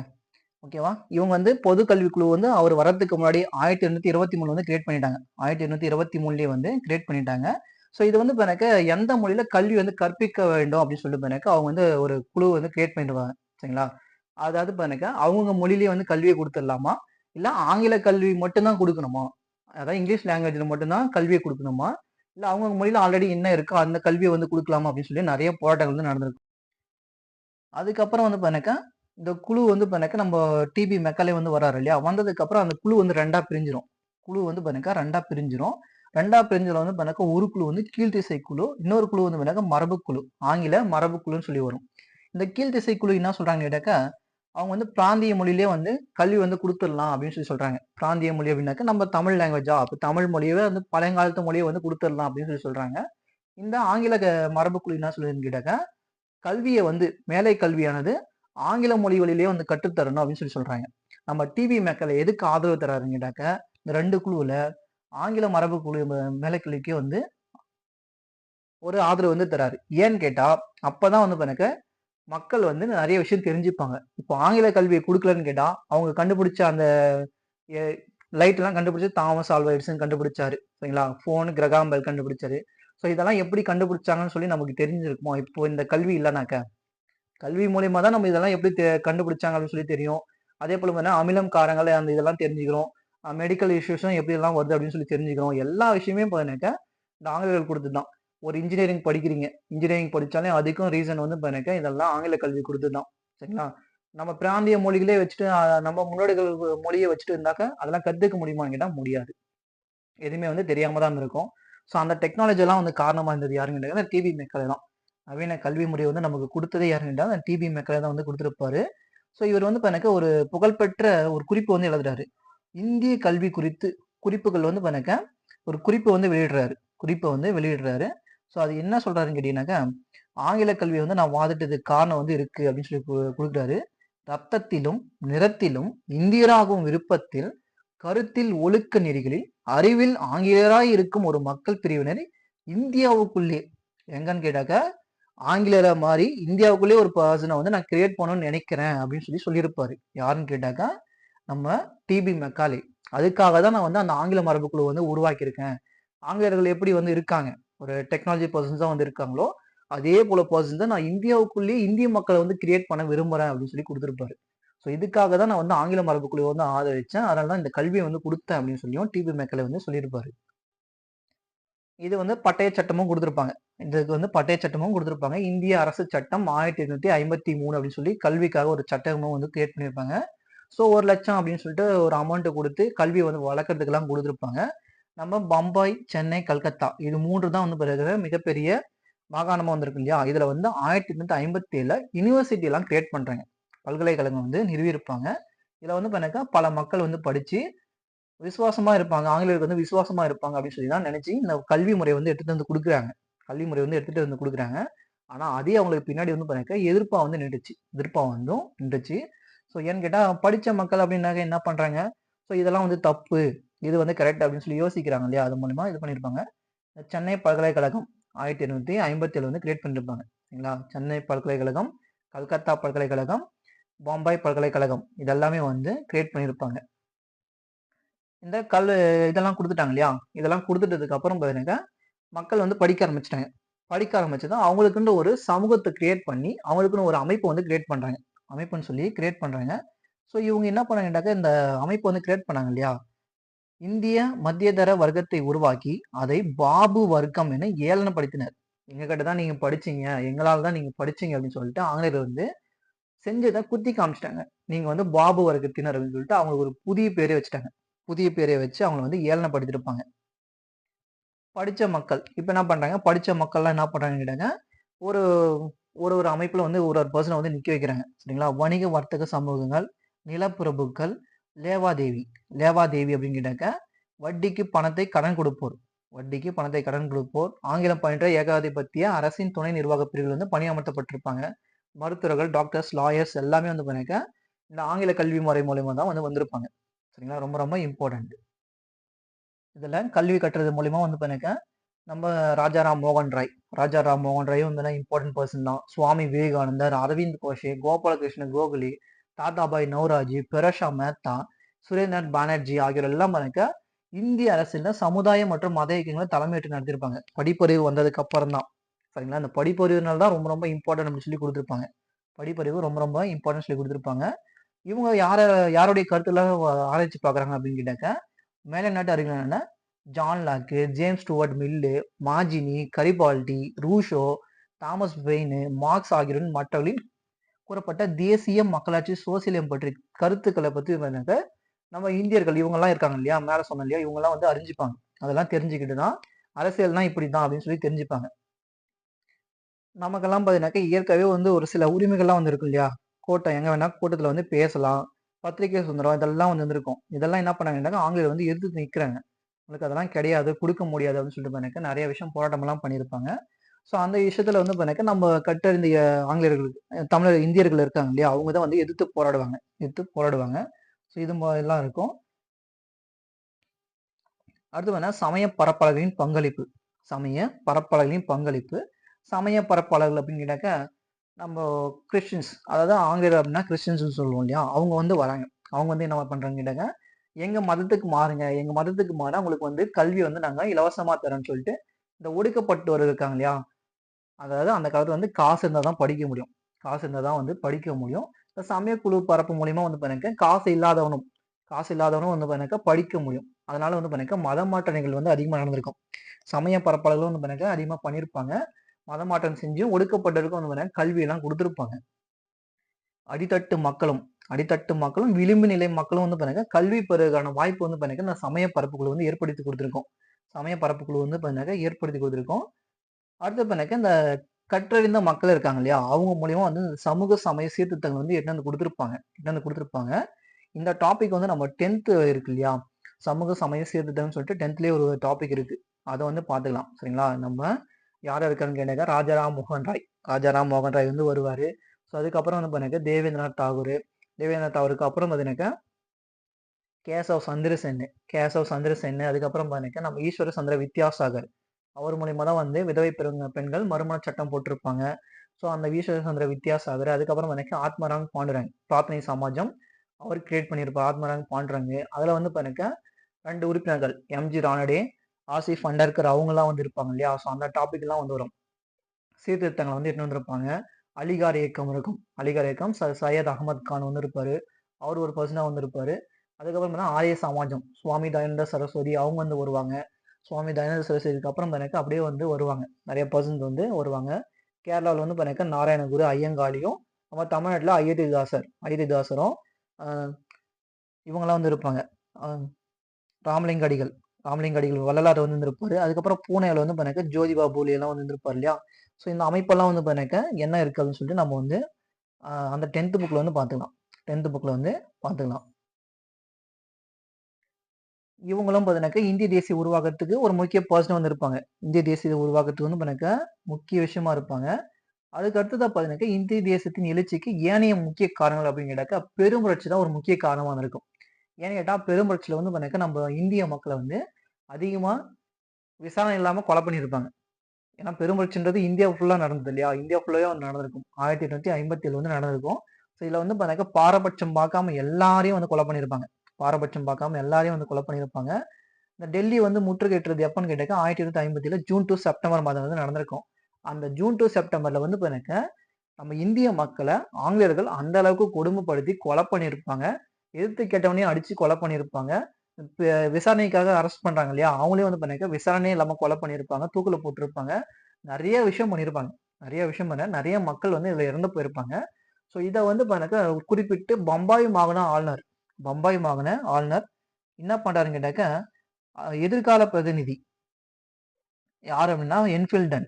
பம்பாய் மாகாண ஆளுநர் யாருன்னு கேட்டாக்க என்ஃபீல்டன். முன்னாள் ஆளுநர் யாருன்னா என்ஃபீல்டன். அவர் என்ன பண்றாருன்னு கேட்டாக்க அரச பிரதிநிதி, எதிர்கால அரச பிரதிநிதி. எதிர்காலம்னாக்க 1864 வந்திருப்பாரு அவர் அரச பிரதிநிதியா. யாருன்னா சர் ஜான் லாரன்ஸ். அவருக்கு ஒரு லெட்டர் எழுதுறாரு. என்னன்னு கேட்டீங்கன்னாக்க நண்பன் பகைவன், அதாவது ஆங்கிலேயருக்கு உதவி இருப்பாங்க, உதவனோ உதவலையோ நண்பன் பகைவன் வேறுபாடின்றி முழு வீச்சிலான பழி வாங்குதல் மேற்கொள்ளப்பட்டது. கொள்ளையடிப்பதை பொறுத்த மட்டும் நாம் உண்மையாவே நாதிஷாவை மிஞ்சி விட்டோம் அப்படின்னு சொல்லியிருப்பாங்க. கொலை பண்ணதும் மட்டும் இல்லாம கொள்ளையும் அடிச்சிருப்பாங்க. நம்ம நாதிர் ஷா முகலாயர் காலத்துல வந்து பார்ப்போம் சரிங்களா. ஷாஜகான் காலத்துல தான் மயிலாசனம் வந்து உருவாக்கியிருப்பாங்க. டைமண்ட் இந்த வைரத்தை வந்து பாருங்க கோகினூர் வைரம் வந்து கிரியேட் பண்ணியிருப்பாங்க. அதையும் வந்து திருடிட்டு போனது யாருன்னு கேட்டாங்க அந்த நாதிர் ஷா தான். நாதிர் ஷாவோட வேலையே வந்து பாருங்க கொள்ளையடிக்கிறது தான் வேலை. கொள்ளையடிக்கிறது தான் வேலை. ஸோ அவனை விட நம்ம வந்து மிஞ்சிட்டோம் அப்படின்னு சொல்லி தான் பாருங்க இவங்க 2 பேரும் பெருமைப்பட்டிருப்பாங்க. என்ஃபீல்டனும் சர் ஜான் லாரன்ஸும் வந்து பாருங்க பெருமைப்படுத்திருப்பாங்க. இது ஒரு ரீசன். இந்திய தேசியக்காரன் உருவாக்குறதுக்கு இதுவும் ஒரு ரீசன். அடுத்து பாருங்க இன பாகுபாடு. இன பாகுபாடு வந்து குடுத்திருப்பாங்க. நம்ம ட்ரிபிள் ஆர் படம் பார்த்திருப்பீங்களா? ட்ரிபிள் ஆர் படம் பார்த்திருப்பீங்க. அதுல வந்து பாத்தீங்கன்னா ஃபர்ஸ்ட்டே அவர் வந்து பாத்தீங்கன்னாக்கா நம்ம ராம்சரண் வந்து பாத்தீங்கன்னாக்கா அந்த நம்ம இந்திய மக்களுக்கு ஆப்போசிட்டா தான் நிப்பாரு. இந்திய மக்களுக்கு ஆப்போசிட்டா தான் வந்து நிப்பாரு. அத்தனை பேரையும் அந்த கேட்டுக்குள்ள வர விடாம எல்லாரையும் அடிச்சு இது பண்ணுவாரு. தன் உயிரை கூட பணயம் வச்சு பாருங்க ஒருத்தனை அரெஸ்ட் பண்றதுக்கு எல்லாம் பண்ணுவாரு. ஆனா இருந்தாலும் அவருக்கு வந்து அந்த உயர் பதவி குடுப்பாங்கன்னு சொல்லி யோசிச்சுட்டு இருப்பாரு இல்லையா? அப்போ வந்து உயர் பதவி குடுத்திருக்க மாட்டாங்க. அந்த அளவுக்கு வந்து பாத்தீங்கன்னா, நமக்கு வந்து இனப்பாகுபாடு வந்து நடந்திருக்கும். அது உண்மையான ரீசன் தான். நம்மள வந்து பாத்தீங்கன்னா, ஹையர் போஸ்டிங் வந்து எதுவுமே தரமாட்டாங்க. லோ போஸ்டிங் தான். லோ போஸ்டிங் தான் வந்து நடந்திருக்கும். இதுவும் பெரும் புரட்சிக்கு ஒரு முக்கிய காரணமா தான் அமைஞ்சுச்சு. பெரும் புரட்சி வந்து ஒரு முக்கிய காரணமா அமைஞ்சிருக்கும் இல்லையா? வெள்ளூர் புரட்சிக்கும், பெரும் புரட்சிக்கும் இதுவும் ஒரு முக்கிய காரணம் தானே! ஸோ அது வந்து இனப்பாகுபாடு வந்து நடத்தியிருப்பாங்க. நம்ம ஆங்கிலேயர் வந்து இனப்பாகுபாடு வந்து நடத்தியிருப்பாங்க. அதுக்கப்புறம் குடிமை பணி தேர்வுலாம் வந்து எடுத்துட்டு குடுத்திருப்பாங்க. குடிமை பணி தேர்வுலாம் வந்து எடுத்துட்டு வந்து குடுத்திருப்பாங்க. அத வந்து அறிமுகம் செஞ்ச இது பண்றப்போ பார்த்தீங்கன்னாக்கா, இன்ட்ரோடியூஸ் பண்றப்போ 21 வயசு குடுத்திருப்பாங்க. 21 வயசுன்னு தான் குடுத்திருப்பாங்க. இது மூலியமா என்ன பண்ணாங்கன்னாக்கா, நெறைய நம்ம இந்தியர்கள் வந்து எழுதி பாஸ் பண்ணிட்டாங்க. எழுதி பாஸ் பண்றாங்க. ஸோ இத வந்து ஆங்கிலேயர்களால பொறுத்துக்க முடியல. ஓ! நீ இவ்ளோ வயசு குடுத்தா நீ வந்து எழுதடி அப்படின்னு சொல்லிட்டு 19 வயசா கம்மி பண்ணிட்டாங்க. 19 வயசா கம்மி பண்றப்போ வந்து பாருங்க, ஆட்கள் வந்து கம்மியாவறாங்க. ஆட்கள் வந்து கம்மியாவறாங்க. ஸோ இத வந்து நம்ம இந்தியர்கள் வந்து தடுத்தே ஆகணும் அப்படின்னு சொல்லிட்டு அவங்க போட்ட பிளான் ஒண்ணு. அதுக்கப்புறம் வந்து பாருங்க, அதே போல தேர்வு எங்க நடந்துச்சுன்னு கேட்டா, இங்கிலாந்துல மட்டும் தான் நடந்திருக்கும். இங்கருந்து காசு இருக்கிறவங்க மட்டும் தான் இங்கிலாந்துக்கு போய் அந்த எக்ஸாம் வந்து எழுத முடியும். இப்ப நம்ம நம்மள ஆர்ஆர்பி வந்திருக்கு பாருங்க. இந்தியாவிலேயே அப்படிதான் நடக்குது. ஆர்ஆர்பி ஒரு மோசமான ஒரு ரயில்வே ஜாப்ஸ். அதாவது நல்ல வேலை தான் எனக்கு தெரிஞ்சு. தமிழ்நாட்டுக்காரனுக்கு தமிழ்நாட்டுல எக்ஸாம் வைக்கிறது இல்ல. ஏன் தான் அந்த மாரி பண்றாங்கன்னு தெரியல. 2 எக்ஸாம் இதுவரைக்கும் நானும் பார்த்திருக்கேன் ஆர்ஆர்பி.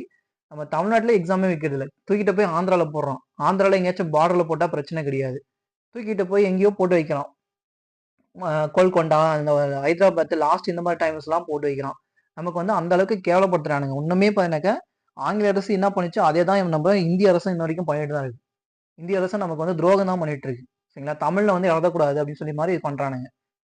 ஏன் நம்ப அதே எஸ்எஸ்சி எக்ஸாம்லாம் வைக்கிறோம். அவனும் சிபிடி எக்ஸாம் தான் வைக்கிறான். சிபிடி எக்ஸாம்ஸ் தான் வைக்கிறான்.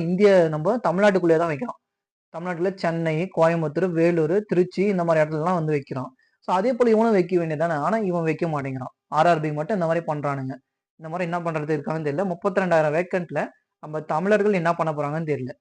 இருக்கிறதுலயும் கட் ஆஃப்பும் பார்த்தீங்கன்னா, நம்ம தமிழர்கள் தான் கட் ஆஃப் ஜாஸ்தி. நம்ம தமிழ்நாட்டுக்காரனா அவ்வளோ வந்து இது பண்றானுங்க. சரிங்களா? அந்த மாரி வந்து பாருங்க தேர்வு எழுத விடக்கூடாதுன்னு சொல்லிட்டு, இங்கிலாந்துல மட்டும் எக்ஸாம் வைக்கிறது.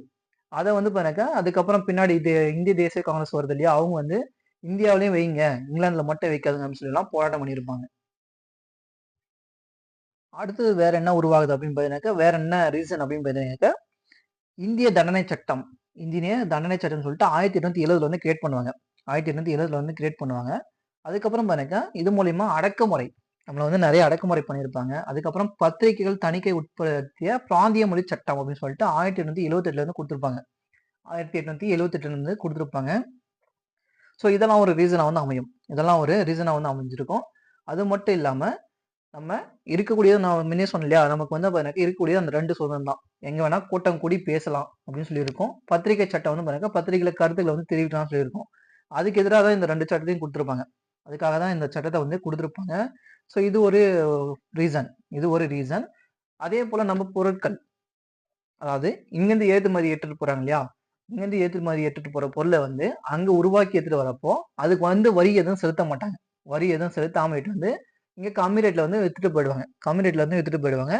அதே நம்ம ஏதாச்சும் பொருள் ஏற்றுமதி செய்யணும்னு கேட்டா, நமக்கு மட்டும் வரி போடுவாங்க. நம்மளுடைய பொருட்களுக்கு மட்டும் வரி விதிப்பாங்க. ஸோ அதெல்லாம் வந்து பாருங்க ஏற்பட்டிருக்கும். அதெல்லாம் ஒரு ரீசனா வந்து ஏற்பட்டிருக்கும். அத வந்து பாருங்க வரி வந்து எல்லாம் ஒரே மாரி போடுங்க அப்படின்னு சொல்லி கேட்டிருப்பாங்க. அது ஒரு பிரச்சாரம். அதுக்கப்புறம் ரிப்பன் பிரபு. ரிப்பன் பிரபு அரசு பிரதிநிதியா இருந்தபோது பண்ணிக்க இல்பர்ட் மசோதான்னு சொல்லி குடுத்திருப்பாரு. இல்பர்ட் மசோதா வந்து பண்ணிக்க 1883ல வந்து குடுத்திருப்பாரு. அப்படி என்னன்னு கேட்டீங்கன்னாக்கா, இல்பர்ட் மசோதா என்பது ஆங்கிலேயர்கள் இருக்காங்க இல்லையா? அவங்களையும் இந்திய நீதிபதிகள் வந்து விசாரிக்கலாம். இந்திய நீதிபதிகள் ஆங்கிலேய அதிகாரியும் வந்து விசாரிக்கலாம் அப்படின்னு சொல்லி இல்பர்ட் மோசஸ் வந்து கொடுத்திருப்பாரு. ஆனா இத வந்து எனக்கு ஐரோப்பியர்கள் வந்து ஏத்துக்கல. ஆங்கிலேயர் வந்து ஏத்துக்கல. எப்படி வந்து ஒரு இந்தியன் வந்து என்ன விசாரிக்க முடியும்? அவன் நீதிபதியா இருந்தா கூட என்ன விசாரிக்க கூடாதுன்னு சொல்லிட்டு எனக்கு நிறைய போராட்டம் பண்ணி அதுல வந்து எனக்கு ஒரு சட்ட திருத்தங்கள்லாம் மேற்கொண்டிருப்பாங்க. இதெல்லாம் ஒரு பிரச்சனையா வந்து அமைஞ்சிருக்கும். அடுத்து பத்திரிகைகளின் பங்கு. நம்ம ஆங்கிலேயர் சேர்த்து பத்திரிகைலாம் நிறைய கிரியேட் பண்ணியிருப்பாங்க. பத்திரிகைலாம் வந்து கிரியேட் பண்ணியிருப்பாங்க. அது மூலியமா தான் தன்னாட்சினா என்ன? மக்களாட்சினா என்ன?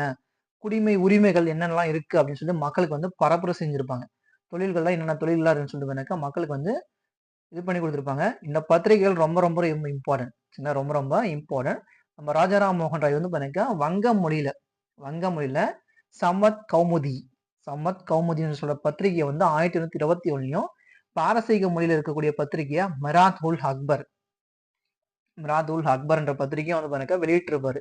அவர் மட்டும் வெளியிடல, நிறைய பேர் வந்து வெளியிட்டிருப்பாங்க. Amrita Bazar Patrika, the Bombay Chronicle, the Tribune, the Indian Mirror, the Hindu, G Subramaniam எல்லாம் கிரியேட் பண்ணிருப்போம் இல்லையா, சுதேசமித்திரன் தமிழ் பத்திரிகை இதெல்லாம் வந்து இருக்கும். ஸோ இதெல்லாம் வந்து மக்களுக்கு வந்து என்ன இருக்கு அப்படின்னு சொல்லி வந்து குறிப்பிட்டிருப்பாங்க. மக்களுக்காக வந்து போராட்டம் பண்ணியிருப்பாங்க. அதுக்கப்புறம் இந்தியாவில் பழம்பெருமை வந்து வழங்குதல்.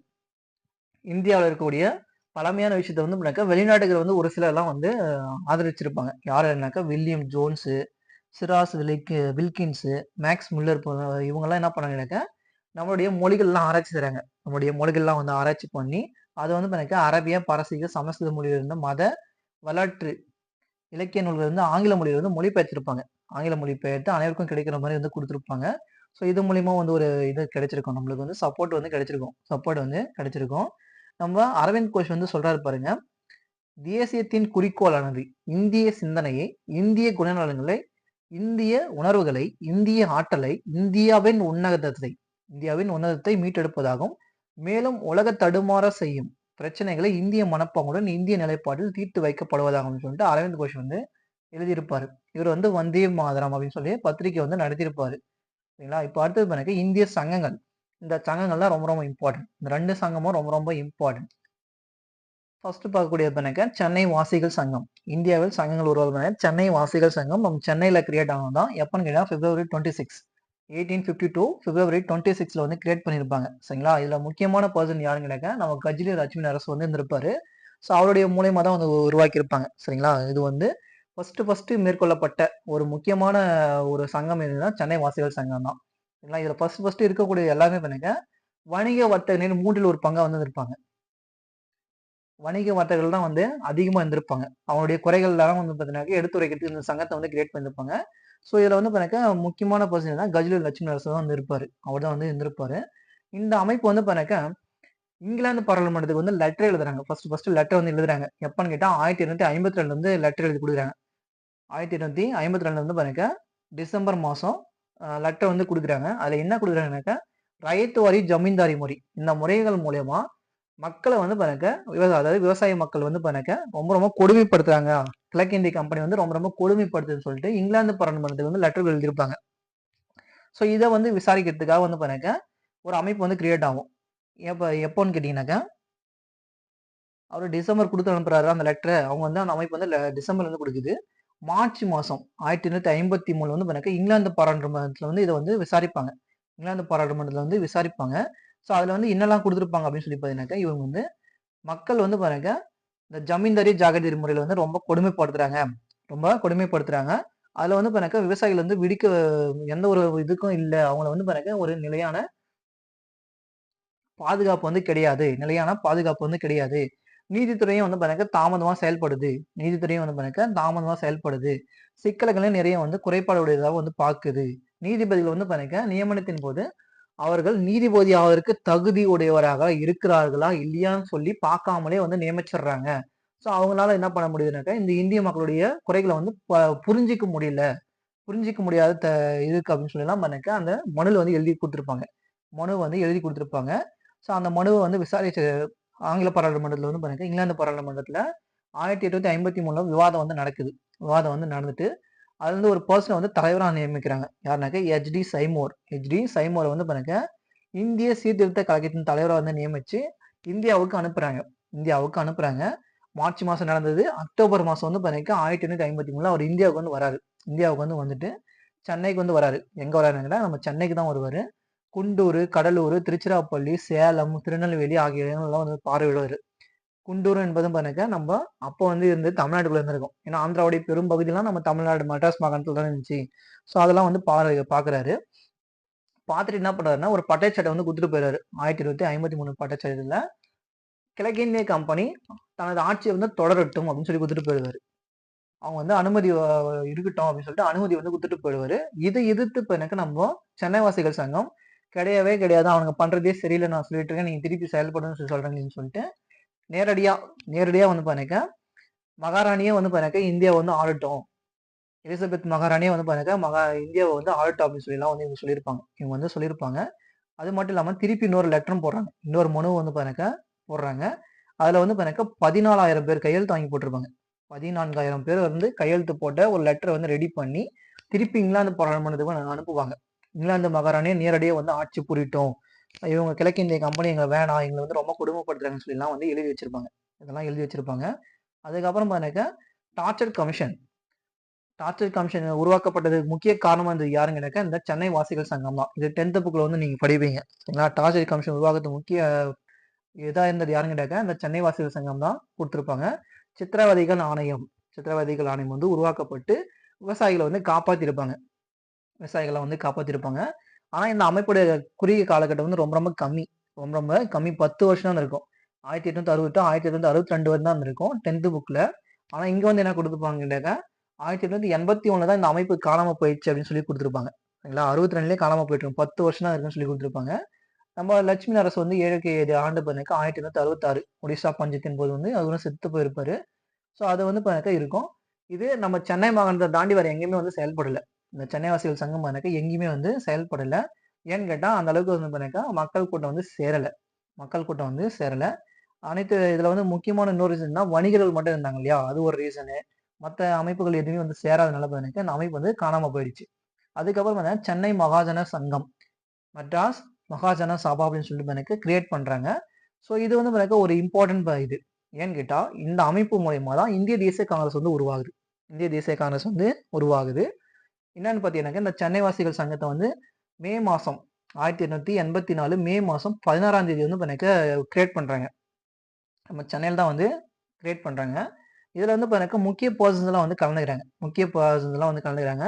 ஜி சுப்பிரமணியம், வீர ராகவாச்சாரி இவங்க 2 பேரும் இன்னும் ஒரு 4 பேரும் சேர்ந்து தான் வந்து பாத்தீங்கன்னா நம்ம தி ஹிந்து அப்படின்னு சொல்லக்கூடிய பத்திரிகை வந்து கிரியேட் பண்ணியிருப்பாங்க. தி ஹிந்துன்ற பத்திரிகை வந்து கிரியேட் பண்ணியிருப்பாங்க.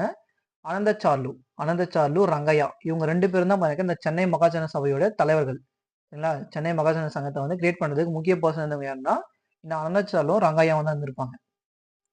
ரங்கையா தான் இதுக்கு வந்து பாத்தீங்கன்னா தலைவராக இருப்பாரு. ரங்கையா தான் வந்து தலைவராக இருப்பாரு. அனந்தச்சார்லு வந்து பாத்தீங்கன்னா செயலராக இருந்திருப்பாரு. இது வந்து உங்களுக்கு 10th புக்ல வந்து இருக்கும் சரிங்களா. 10th புக்ல வந்து இருக்கும். ஜி சுப்பிரமணியம் வந்து கொடுத்துருக்க மாட்டாங்க. எம் வீர ராகவாச்சாரின்னு மட்டும் கொடுத்துருப்பாங்க சரிங்களா. எம் வீர ராகவாச்சாரி, அனந்தச்சார்லு, ரங்கையா அப்படின்னு மட்டும் கொடுத்துருப்பாங்க. பாலாஜி ராவு, சேலம் ராமசாமி இவங்க எல்லாமே வந்து பாத்தீங்கன்னா இந்த அமைப்பு வந்து கிரியேட் பண்ணியிருப்பாங்க. அந்த கலந்துகிட்ட மாடல் வந்து இருந்திருப்பாங்க சரிங்களா. இவங்க எல்லாம் எனக்கு ஒரு அமைப்பு வந்து கிரியேட் பண்ணிட்டாங்க. இந்த அமைப்பு அப்படியே இருக்கட்டும்.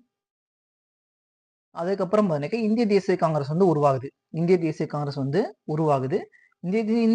காங்கிரஸ்ன்றது சும்மா உடனே ஒரே நாள்ல வந்து கிரியேட் ஆகல.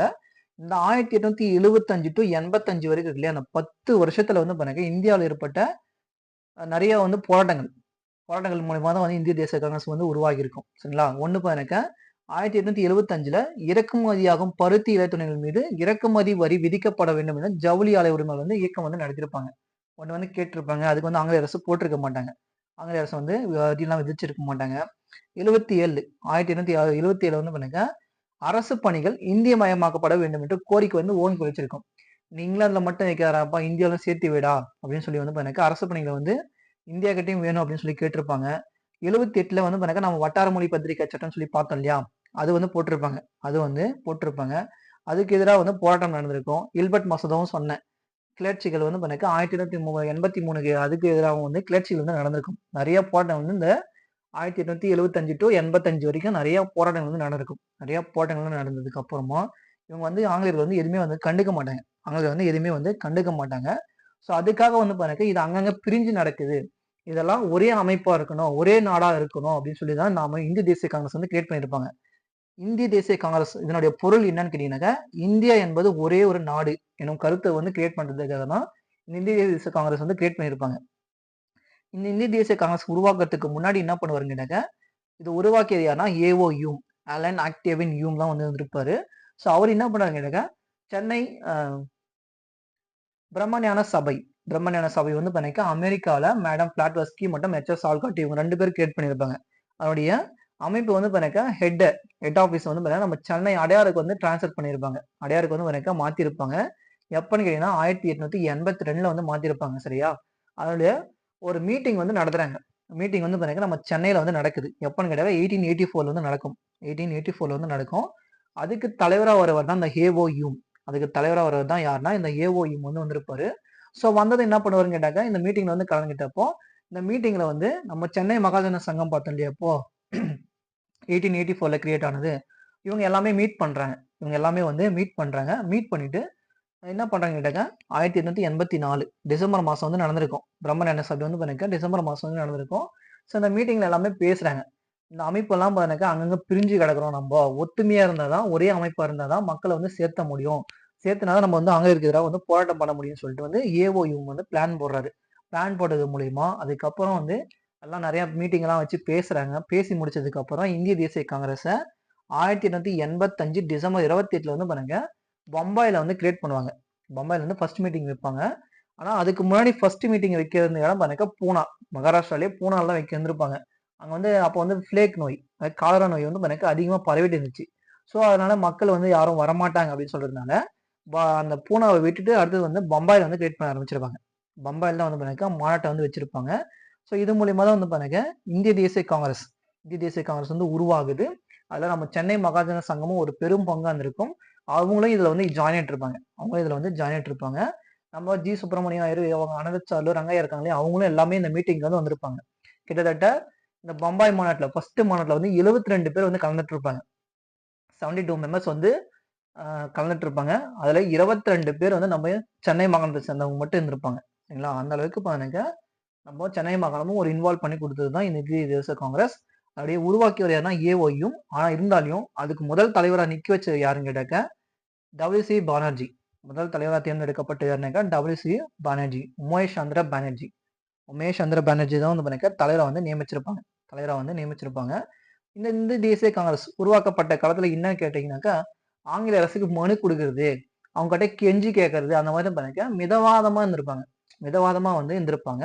ஸோ இதெல்லாம் பண்ணிக்க இன்றியமையாத நோக்கம். அதாவது பண்ணிக்க இதெல்லாம் சரிப்பட்டு வராது அப்படின்னு சொல்லிட்டு பண்ணிக்க அதுல இருந்து ஒரு சிலர்லாம் வந்து பண்ணிக்க தீவிரவாதிகள் அப்படின்னு சொல்லி அழைக்கக்கூடிய லால். முடியவே முடியாது. நம்ம வந்து பணிஞ்சு போனா பணிஞ்சு தான் போனோம். ஏறி மிதிச்சுட்டு போயிட்டே இருக்கலாம் அப்படின்னு சொல்லிட்டு எனக்கு நிறைய விஷயம் பண்ணிட்டு வருவாங்க. நிறைய விஷயங்கள்லாம் எடுத்து வந்து கொடுப்பாங்க. ஸோ இந்த இந்திய தேசிய காங்கிரஸ் வந்து பார்த்தீங்கன்னா ஆரம்ப காலத்துல தான் ரொம்ப ரொம்ப அமைதியாக தான் இருந்திருப்பாங்க.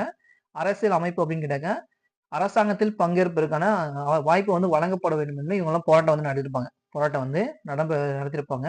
இந்திய பிரதிநிதிகள் தான் அதிகமா இருக்கணும் அப்படின்னு சொல்லி கேட்டிருப்பாங்க. பொருளாதாரத்தை பொறுத்த வரைக்கும் பண்ணிக்க ஜமீன்தாரி இந்த சொன்னதுல இருந்து விவசாயிகள் வந்து பாதுகாக்கப்பட வேண்டும் அப்படின்னு சொல்லி எல்லாம் வந்து கேட்டிருப்பாங்க.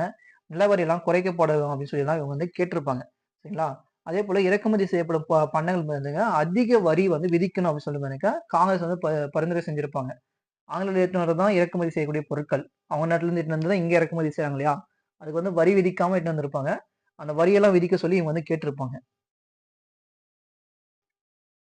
இந்த இந்திய தேசிய காங்கிரஸ் மாநாடுகள் வந்து பார்த்தீங்கன்னாக்கா 1885 டு 47 சுதந்திரம் கிடைக்கிறதுக்கு எங்கெல்லாம் நடந்துச்சுன்னு சொல்லி கொடுத்துருப்பாங்க. சிறப்பு மாநாடுகள் அப்படின்னு பார்த்தீங்கன்னாக்கா இந்த 1918, 1942, அதுக்கப்புறம் பார்த்தீங்கன்னாக்கா 1920 வந்து நடந்திருக்கும். மாநாடு நடைபெறாத ஆண்டுகள் பார்த்தீங்கன்னாக்கா 1930 டு 35 இருந்தோம். அதுக்கப்புறம் 41 டு 45 வரைக்கும் நடக்காம இருந்திருக்கும். நம்ம சென்னையில பாருங்க 87, 94, 98, 1903, 1908 சூரத் பிளவுக்கு அப்புறம் நடந்ததும் பார்த்தீங்கன்னா சென்னையில தான் நடந்திருக்கும். 1914, 1927 வந்து நம்ம சென்னையில வந்து நடந்திருக்கும். அடுத்து இவங்களுடைய நிர்வாக முறைகள். நிர்வாக முறை அப்படின்னு பார்த்தாக்கா, இவங்க வந்து ஒரே நேரத்துல வந்து இங்கிலாந்துலயும், இந்தியாவிலும் தேர்வு வைங்க. குடிமைப் பணிக்கான தேர்வு நடக்குது இல்லையா? இங்கிலாந்துல மட்டும் தான் நடந்துட்டு இருக்கு. அதெல்லாம் வேணாம். இங்கேயும் வைங்க. லண்டன்ல மட்டும் வைக்காதீங்க. இந்தியாவிலும் வந்து வைங்க. அப்பதான் நெறைய மக்கள் வந்து வருவாங்க. நெறைய பேர் தேர்வு எழுதுனா தான், இந்திய மக்களும் வந்து இந்தியாவ ஆட்சி செய்யறதுக்கு கத்துப்பாங்க அப்படின்னு சொல்லி குடுத்திருப்பாங்க. நீதித்துறை. நீதித்துறையிலும் பார்த்தீங்கன்னாக்கா, ஆங்கில அரசு வந்து பார்த்தீங்கன்னாக்கா, இந்திய அரசுல ஒரு பட்சமா வந்து நடந்துட்டு இருப்பாங்க. ஆங்கில அரசுக்கு மட்டுமே பார்த்தீங்கன்னாக்கா சப்போர்ட் பண்ணிட்டு இருப்பாங்க. நம்மள வந்து கேவலப்படுத்திட்டு இருப்பாங்க இல்லையா? ஸோ அதெல்லாம் இல்லாம, சரியான நீதித்துறைய வந்து உருவாக்கணும் அப்படின்னு சொல்லி குடுத்திருப்பாங்க. நீதித்துறை வந்து நிர்வாகத்த வந்து தனியா பிரிக்கணும் அப்படின்னு சொல்லி இவங்க வந்து கேட்டிருப்பாங்க. இது வந்து கேட்டிருப்பாங்க. அடுத்து தொடக்ககால தேசியவாதிகளின் பங்களிப்பு. 1885 டூ 1915 வரைக்கும் என்னலாம் பண்ணாங்க அப்படின்னு கேட்டாங்க. சொன்னேன் இல்லையா? அதான் காங்கிரஸ்ல வந்து பார்த்தீங்கன்னாக்கா, இந்த மனு குடுக்கறது, அவங்க என்ன சொல்றாங்களோ அத கேட்டுட்டு அமைதியா இருறது, அந்த மாரிலாம் வந்து இருந்திருக்கும். அந்த மாரிலாம் வந்து இருந்திருக்கும். ஸோ இத வந்து பார்த்தீங்கன்னாக்கா, இதுதான் நம்ம லாலா லஜபதி ராய் ஃபர்ஸ்ட் வெளிய வருவாரு. 1980 1890க்கு அப்புறம் 1890க்கு அப்புறம் 5 வருஷத்துக்கு அப்புறம் பார்த்தீங்கன்னாக்கா, இவங்க 3 பேர் வந்து தனியா வருவாங்க. இதுல நம்ம திலகர் இருக்கார் இல்லையா? அவரு என்ன பண்ணுவாருனாக்கா, சுயராஜ்யம் எனது பிறப்புரிமை நான் அடைந்தே தீருவேன்னு சொல்லிட்டு முழக்கத்த வந்து 1897ல வந்து வெளியிட்டிருப்பாரு. 1897ல வந்து வெளியிட்டிருப்பாரு. இது வெளியிட்டது காரணத்துக்காக பார்த்தீங்கன்னாக்கா, இவர வந்து அரெஸ்ட் பண்ணுவாங்க. இவர வந்து அரெஸ்ட் பண்ணுவாங்க. என்னதான் இவங்களுக்குள்ள வந்து பார்த்தீங்கன்னாக்கா, மிதவாதிகள், தீவிரவாதிகள் சொல்லி 2 பிரிவா இருந்தாலும், இவர அரெஸ்ட் பண்ண காரணத்துக்காக பார்த்தீங்கன்னாக்கா, 2 பேருமே வந்து போராட்டம் பண்ணுவாங்க. இல்ல நீங்க திலகர விடுவிச்சே ஆகணும்னு சொல்லி தான் நெறைய போராட்டம்லாம் பண்ணுவாங்க. ஏன்னா, சுயராஜ்யம் எனது பிறப்புரிமை அத அடைந்தே தீருவேன்னு சொல்லிட்டு, இவருக்கு முன்னாடியே ஒரு பெர்சன் சொல்லியிருப்பாரு. இவருக்கு முன்னாடியே ஒரு பெர்சன் வந்து சொல்லியிருப்பாரு. யாருன்னா சுவாமி தயானந்த சரஸ்வதி. சரஸ்வதி சொன்னதுக்கு அப்புறம் தான் எனக்கு இவரு வந்து சொல்லியிருப்பாரு. சரிங்களா? இந்த மாரிலாம் வந்து பண்ணியிருப்பாங்க. இந்த மாரிலாம் வந்து பண்ணியிருப்பாங்க. ஸோ இத எதிர்த்து வந்து பார்த்தீங்கன்னா, நம்ப ஆட்கள் வந்து நெறைய பத்திரிக்கைலாம் வந்து கிரியேட் பண்ணுவாங்க. பத்திரிக்கைலாம் வந்து கிரியேட் பண்ணுவாங்க. அதுல யாரெல்லாம் கிரியேட் பண்ணாங்கன்னு பார்த்தாக்கா, நம்ம தாதாபாய் நவரோஜி இருக்கார் இல்லையா? இந்தியாவின் முதுபெரும் மனிதர் என்று அழைக்கக்கூடிய தாதாபாய் நவரோஜி, ராஷ்ட் கோப்தார், அப்புறம் பார்த்தீங்கன்னாக்கா, இந்தியாவின் குரல். இந்த 2 பத்திரிகையும் கிரியேட் பண்ணி, அதனுடைய ஆசிரியராவும் பணியாற்றியிருப்பாரு. அவருடைய ஆசிரியராவும் பணியாற்றியிருப்பாரு. நம்ம சுரேந்திரநாத் பானர்ஜி. இதெல்லாம் அடுத்தது போக போக யூனிட்ல வந்து பார்க்கலாம். சரிங்களா? பெங்காலி என்ற பத்திரிகை வந்து ஆசிரியர் வந்து பணிபுரிஞ்சிருப்பாரு. நம்ம திலகர் இருக்கார் இல்லையா? அவரு வந்து பார்த்தீங்கன்னாக்கா கேசரி மற்றும் மராட்டா. கேசரி மற்றும் மராட்டா. கேசரி என்பது வந்து பார்த்தீங்கன்னாக்கா மராத்திய மொழி பத்திரிகை. மராட்டா என்பது ஆங்கில மொழி பத்திரிகை. ஆங்கில மொழி பத்திரிகைலாம் வந்து வெளியிட்டிருப்பாரு. ஸோ இதுலலாம் வந்து எனக்கு ஆங்கிலேயர எதிர்த்து நெறைய விஷயம்லாம் பண்ணியிருப்பாங்க. ஆங்கிலேயர எதிர்த்து நெறைய விஷயமெல்லாம் பண்ணியிருப்பாங்க. இதுலலாம் ரொம்ப ரொம்ப இம்பார்ட்டன்ட்டா இருப்பாங்க. ரொம்ப ரொம்ப இம்பார்ட்டன்ட்டா இருப்பாங்க. பத்திரிகையும் எனக்கு ஒரு முக்கிய பங்கு வகிச்சிருக்கும். பத்திரிகையும் எனக்கு ஒரு முக்கிய பங்கு வகிச்சிருக்கும். சரிங்களா? இதெல்லாம் ஒரு இம்பார்ட்டன்ட். இதெல்லாம் எனக்கு இந்திய தேசிய காங்கிரஸுடைய ஒரு முக்கிய நோக்கமா இருந்திருக்கும். அடுத்து எனக்கு நம்ம தாதாபாய் நவரோஜி. 2024 குரூப் 4ல இவர பத்தி ஒரு கொஸ்டின் கேட்டிருப்பாங்க. ரொம்ப ரொம்ப இம்பார்ட்டன்ட் பெர்சன் யாருன்னா தாதாபாய் நவரோஜி. சரிங்களா? இவர் வந்து எக்கனாமிக்லயும் இருப்பாரு, 8த் புக்ல இருப்பாரு, 10த் புக்ல இருப்பாரு, 11த் புக்ல, 12த் புக்ல எல்லா இடத்துலயும் வந்து இருப்பாரு. இந்திய தேசியத்தின் முதற்பெரும் மனிதர் என்று அழைக்கக்கூடியவர்னா தாதாபாய் நவரோஜி தான். ஸோ இவர் வந்து எனக்கு ஒரு முக்கிய தலைவர். இந்திய தேசிய இயக்கத்தின் முக்கிய தலைவரா இருந்திருப்பாரு. இவர் வந்து 1870ல பம்பாய் மாநகராட்சி கழகத்திற்கும், நகர சபைக்கும் வந்து தேர்ந்தெடுத்திருப்பாங்க. இவர் வந்து தேர்ந்தெடுத்திருப்பாங்க. அது மட்டும் இல்லாம 1892ல இங்கிலாந்து பாராளுமன்றத்திற்கு தேர்ந்தெடுக்கப்பட்ட முதல் இந்தியர் யாருன்னா தாதாபாய் நவரோஜி தான். இங்கிலாந்து பாராளுமன்றத்திற்கு தேர்ந்தெடுக்கப்பட்ட முதல் இந்தியர் யாருன்னு கேட்டாவே நம்ம தாதாபாய் நவரோஜி தான். 1892ல. அது மட்டும் இல்லாம லண்டன்ல வந்து 2 சங்கத்த வந்து கிரியேட் பண்ணியிருப்பாரு. ஒண்ணு வந்து பார்த்தீங்கன்னாக்கா, இந்திய சங்கம் 1865ல கிரியேட் பண்ணியிருப்பாரு.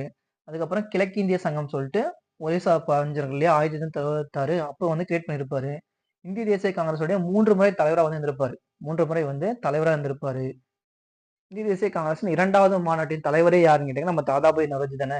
அது வந்து இருந்திருப்பாரு. இவர் தான் வந்து பார்த்தீங்கன்னா, நம்ம சொல்லியிருப்போம் இல்லையா? ஃபர்ஸ்ட்டே பார்த்திருப்போம் இல்லையா? ஆங்கில ஆட்சியை எதிர்த்து அந்த ஆராய்ச்சி புக்க வந்து எழுதியிருப்பாரு. இந்தியாவின் வறுமையும் பிரிட்டிஷ் தன்னலமற்ற ஆட்சியும் என்ற புத்தகம். இதுதான் வந்து பார்த்தீங்கன்னா, உங்களுக்கு 2024 குரூப் 4ல கேட்ட கொஸ்டின். அது வெளியிட்ட ஆண்டு எப்படின்னா 1901ல வந்து வெளியிட்டிருப்பாரு. 1901ல வந்து வெளியிட்டிருப்பாரு. அதுல வந்து செல்வ சுரண்டல் கோட்பாட வந்து வெளியிட்டிருப்பாரு. செல்வ சுரண்டல் கோட்பாட வந்து வெளியிட்டிருப்பாரு. என்னன்னு கேட்டீங்கன்னாக்கா, ஆண்டுக்கு சராசரியா 1835 டு 72 வரைக்கும் 13 மில்லியன் பவுண்ட் மதிப்புள்ள பொருட்கள் வந்து இங்கிலாந்துக்கு வந்து ஏற்றுமதி செஞ்சிருக்காங்க. அந்த அளவுக்கு ஏற்றுமதி செஞ்ச பொருட்கள் திருப்பி இந்தியாவுக்கு எடுத்துட்டு வரல. இந்தியாவுக்கு வந்து எடுத்துட்டு வரல. ஏன் எடுத்துட்டு வரலன்னு சொல்லி கேட்டாக்க, நமக்கு ட்ரெயின்லாம் போட்டாங்க இல்லையா? அவங்களுக்கு கடன் வாங்கி தான் போட்டிருப்பாங்க. பருத்தி ஆலைகள்லாம் அங்க இருந்துச்சு இல்லையா? பருத்தி ஆலைகள், எல்லா ஆலைகளும் வந்துருந்துச்சு இல்லையா? காகித ஆலைகள்லாம். அவங்களுக்கு வந்து காச குடுத்துட்டாங்க. பிரிச்சு வந்து குடுத்துட்டாங்க. அதனால தான் இங்க வந்து வரல அப்படின்னு சொல்லி தான் இவர் வந்து வாதாடி இருப்பாரு. அது மட்டும் இல்லாம நம்ம வெளிநாடுகள்ல போர்லாம் நடத்திருப்பாங்கல்ல இங்கிலாந்து வந்து நடத்திருப்பாங்க. ஸோ அதெல்லாம் வந்து பார்த்தீங்கன்னாக்கா, அதுக்கு மூலியம் கடன் வாங்குனது, அதெல்லாம் வந்து பார்த்தீங்கன்னாக்கா, நம்ம கிட்டேருந்து வாங்குன அந்த பொருட்களுக்கு தான் வந்து குடுத்துட்டுருப்பாங்க. அவங்க வந்து பார்த்தீங்கன்னாக்கா, அதுக்கு வந்து பணத்த குடுத்துட்டுருப்பாங்க அப்படின்னு சொல்லி குடுத்துருப்பாங்க. இவை அனைத்தும் தாயக கட்டணம் மூலம் எனும் பேர்ல வந்து பார்த்தீங்கன்னா, ஆண்டுக்கு 30 மில்லியன் பவுண்ட் வந்து இந்தியாவுக்கு வந்து நஷ்டம் ஏற்பட்டது அப்படின்னு சொல்லி நம்ம தாதாபாய் நௌரோஜி வந்து சொல்லியிருப்பாரு. தாதாபாய் நௌரோஜி வந்து சொல்லியிருப்பாரு. இங்க இருக்கக்கூடிய வட்டிக்கு, பணி நிறைவு செய்ய பெற்ற அதிகாரிகளுக்கும், தளபதிக்கும் வழங்க வேண்டிய ஓய்வூதியம். ஓய்வூதியம் இந்தியாவிற்கும் வெளியில் நாடுகளை கைப்பற்ற மேற்கொள்ளப்பட்ட போர்களுக்காக இங்கிலாந்திலிருந்து பெற்ற கடனுக்காக செலுத்த வேண்டிய பணத்தை எல்லாமே பார்த்தீங்கன்னாக்கா, இங்கிருந்து எடுத்துட்டு போய் தான் குடுத்துட்டாங்க அப்படின்னு சொல்லிட்டு பார்த்தீங்கன்னா, நம்ம தாத்தாபாய் நௌரோஜி வந்து வாதிட்டு இருப்பாரு. அவ்வளோதான். டாபிக் வந்து முடிஞ்சது. டாபிக் வந்து முடிஞ்சது. ஸோ இத கேட்டுட்டு உங்களால படிக்க முடியுதா இல்லையான்னு சொல்லிட்டு கமெண்ட் பண்ணுங்க. சரிங்களா? எத்தன பேர் நான் போய் புக் எடுத்து படிச்சேன் அப்படின்னு சொல்லி பாருங்க. புக் பேக்கும் பார்த்துருங்க அப்படியே. காந்தியடிகள் தென்னாப்பிரிக்காவிலிருந்து எந்த ஆண்டு இந்தியா திரும்பினார்? 1915. இந்தியாவில் ஆங்கில கல்வி எந்த ஆண்டு அறிமுகப்படுத்தப்பட்டது? 1835. மாறுபட்ட ஒன்றை தேர்வு செய்க.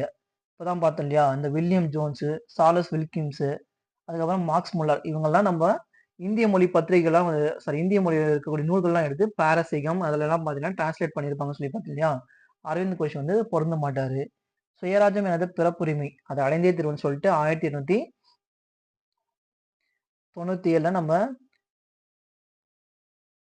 திலகர் வந்து சொல்லியிருப்பாரு. பாலகங்காதர திலகர் வந்து சொல்லியிருப்பாரு. அடுத்து பின்வரற்றை பொருத்தி சரியான விடையை தேர்வு செய்க. பாலகங்காதர திலகர், கேசரி மற்றும் மராட்டா பத்திரிகை, தாதாபாய் நௌரோஜி எனக்கு இந்தியாவின் குரல், இந்தியாவின் குரல் அவரது, மெக்காலே பிரபு, இந்திய தேசிய கல்வி குறிப்பு வந்து வெளியிட்டிருப்பாரு. வில்லியம் டிக்பை வந்து மெட்ராஸ் டைம்ஸ்ன்ற பத்திரிகை வந்து வெளியிட்டிருப்பாரு அப்படின்னு சொல்லி பார்த்தோம் இல்லையா? அப்போ 3142. அடுத்து பின்வரும் எது ஒன்று சரியாக பொருந்தி உள்ளதுன்னு கேட்குறாங்க. சரியாக பொருந்தி உள்ளதுன்னு கேட்குறாங்க. ஆங்கில கல்வி சட்டம் 1835 இது தப்பு. அடிமை முறை ஒழிப்பு வந்து எனக்கு 47 சரிங்களா? அதுவும் வந்து தப்பு. அதுவும் சாரி 1943 வந்து ஒழிச்சிருப்பாங்க. அதுவும் வந்து தப்பு. சென்னை வாசிகள் சங்கம் 1852 அது மட்டும் தான் கரெக்ட். இண்டிகோ கழகம் வந்து நம்ம தனியா பார்க்கணும்னு சொல்லியிருப்போம் இல்லையா? அது வந்து 59 to 60 1859 to 60. ஸோ இது வந்து தப்பு. அடுத்தது பின்வரும் அமைப்புகள் தொடங்கப்பட்ட சரியான காலவரிசை தேர்வு செய்க. இந்த மாதிரி கொஸ்டின் தான் உங்களுக்கு டிஎன்பிஎஸ்சியில் கேட்பாங்க. காலவரிசைப்படுத்துகன்னு சொல்லி இப்படிதான் கேட்பாங்க. சரிங்களா? கிழக்கிந்திய கழகம் யாருன்னு கேட்டாக்க நம்ம தாதாபாய் நௌரோஜி வந்து கிரியேட் பண்ணாருன்னு சொல்லி பார்த்தோம் இல்லையா? 1866 லண்டன்ல வந்து கிரியேட் பண்ணியிருப்பாரு. சென்னை மகாஜன சங்கம் வந்து பாருங்க மே 16 1884 வந்து நடந்திருக்கும். 84 இது. சென்னை வாசிகள் சங்கம் பாருங்க பிப்ரவரி 26 1852 வந்து ஸ்டார்ட் பண்ணியிருப்பாங்க. 1852 வந்து ஸ்டார்ட் பண்ணியிருப்பாங்க. இந்திய சங்கம் அதுவும் நம்ம தாதாபாய் நௌரோஜி தான். 1856. இப்போ ஃபர்ஸ்ட் வந்து கிரியேட் பண்ணதுன்னா சென்னை வாசிகள் சங்கம் தான் ஃபர்ஸ்ட் கிரியேட் பண்ணியிருப்பாங்க. இப்போ மூணுக்கு அடுத்தது பார்த்தீங்கன்னாக்கா அடுத்து இந்திய சங்கம் 3 4 1 2 அப்போ. அடுத்தது இந்திய தேசிய காங்கிரஸை நிறுவியவர் யார்? ஏஓயும் தான் வந்து நிறுவியிருப்பாரு. அதோட முதல் தலைவர் யாருன்னு கேட்டாக்கா WC பானர்ஜி. இந்திய தேசிய காங்கிரஸ் முதல் தலைவர் WC பானர்ஜி. இந்தியாவின் முதுபெரும் மனிதர் என்று அழைக்கப்படுவர் என்னக்கா நம்ம தாதாபாய் நௌரோஜி. இந்தியாவின் வறுமையும் பிரிட்டிஷ் தன்னலமற்ற ஆட்சியும் poverty and un-British rule in India என்ற நூலை எழுதியவர் யாருன்னா நம்ம தாதாபாய் நௌரோஜி. அடுத்து கூற்றுக்காரணம் சரியா தவறான்னு கேட்டிருக்காங்க. ஆங்கில அரசாங்கம் தடையற்ற வணிக கொள்கையை பின்பற்றியது. நான் சொன்னேன் இல்லையா? தடையற்ற வணிக கொள்கையை வந்து பின்பற்றினாங்க. காரணம் இங்கிலாந்தின் தடையற்ற வணிக கொள்கையால் இந்தியா நன்மையை பெற்றது. இந்தியா வந்து நன்மையை பெற்றது அப்படின்னு கேட்டாக்க கிடையவே கிடையாது. நிறைய துன்பப்பட்டுச்சு இல்லையா? நிறைய நஷ்டமெல்லாம் இருக்கும். ஸோ கூற்று வந்து சரி, காரணம் வந்து தவறு. இப்படிதான் கொஸ்டின் வரும் உங்களுக்கு. இப்படிதான் கொஸ்டின்ஸ் வந்து கேட்பாங்க. சரிங்களா? ரொம்ப ரொம்ப இம்பார்ட்டன்ட். அந்த பாக்ஸ் கொஸ்டின்ல இருக்கிறதெல்லாம் கூட இப்படிதான் கேட்பாங்க. ஒரிஷா பஞ்சம் குறித்து பின்வரும் கூற்றில் சரியானவை எவை? 1766 பண்ணக்க ஆண்டில் 1.5 மில்லியன் பார்த்தோம் இல்லையா? 1.5 மில்லியன்னாக்கா 1,50,00,000 மக்கள் வந்து ஒரிஷாவில் வந்து பட்னியால் இருந்தாங்கன்னு சொல்லி பார்த்தோம். பஞ்ச காலத்தில் வந்து 200 மில்லியன் பவுண்ட் அரிசியை வந்து பண்ணக்க பிரிட்டன் வந்து ஆங்கில அரசு ஏற்றுமதி செஞ்சது. இங்கிலாந்தும் பிரிட்டனும் 2 ஒன்று தான். சரிங்களா? அதுவும் கரெக்டு தான். ஒரிஷா பஞ்சமானது தாத்தாபாய் நௌரோஜி இந்திய வறுமை குறித்து வாழ்நாள் ஆய்வை மேற்கொள்ள தூண்டியது என்பதும் கரெக்டு தான். இது அனைத்துமே வந்து சரி. 3 காரணமும் வந்து கூட்டுக்காலம் ரெண்டுமே வந்து சரி. சரிங்களா? அவ்வளோதான் முடிஞ்சது. புக் பேக்கோட முடிச்சிருக்கோம். ஒரு நாளைக்கு இந்த மாதிரி யூனிட் வந்து பார்க்கலாம். சரிங்களா? ஒரு நாளைக்கு இந்த மாதிரி ஒரு யூனிட் பார்த்தாக்க ஈஸியாக வந்து முடிச்சிடும். ஸோ தேங்க் யூ ஃபார் வாட்சிங். Thank you.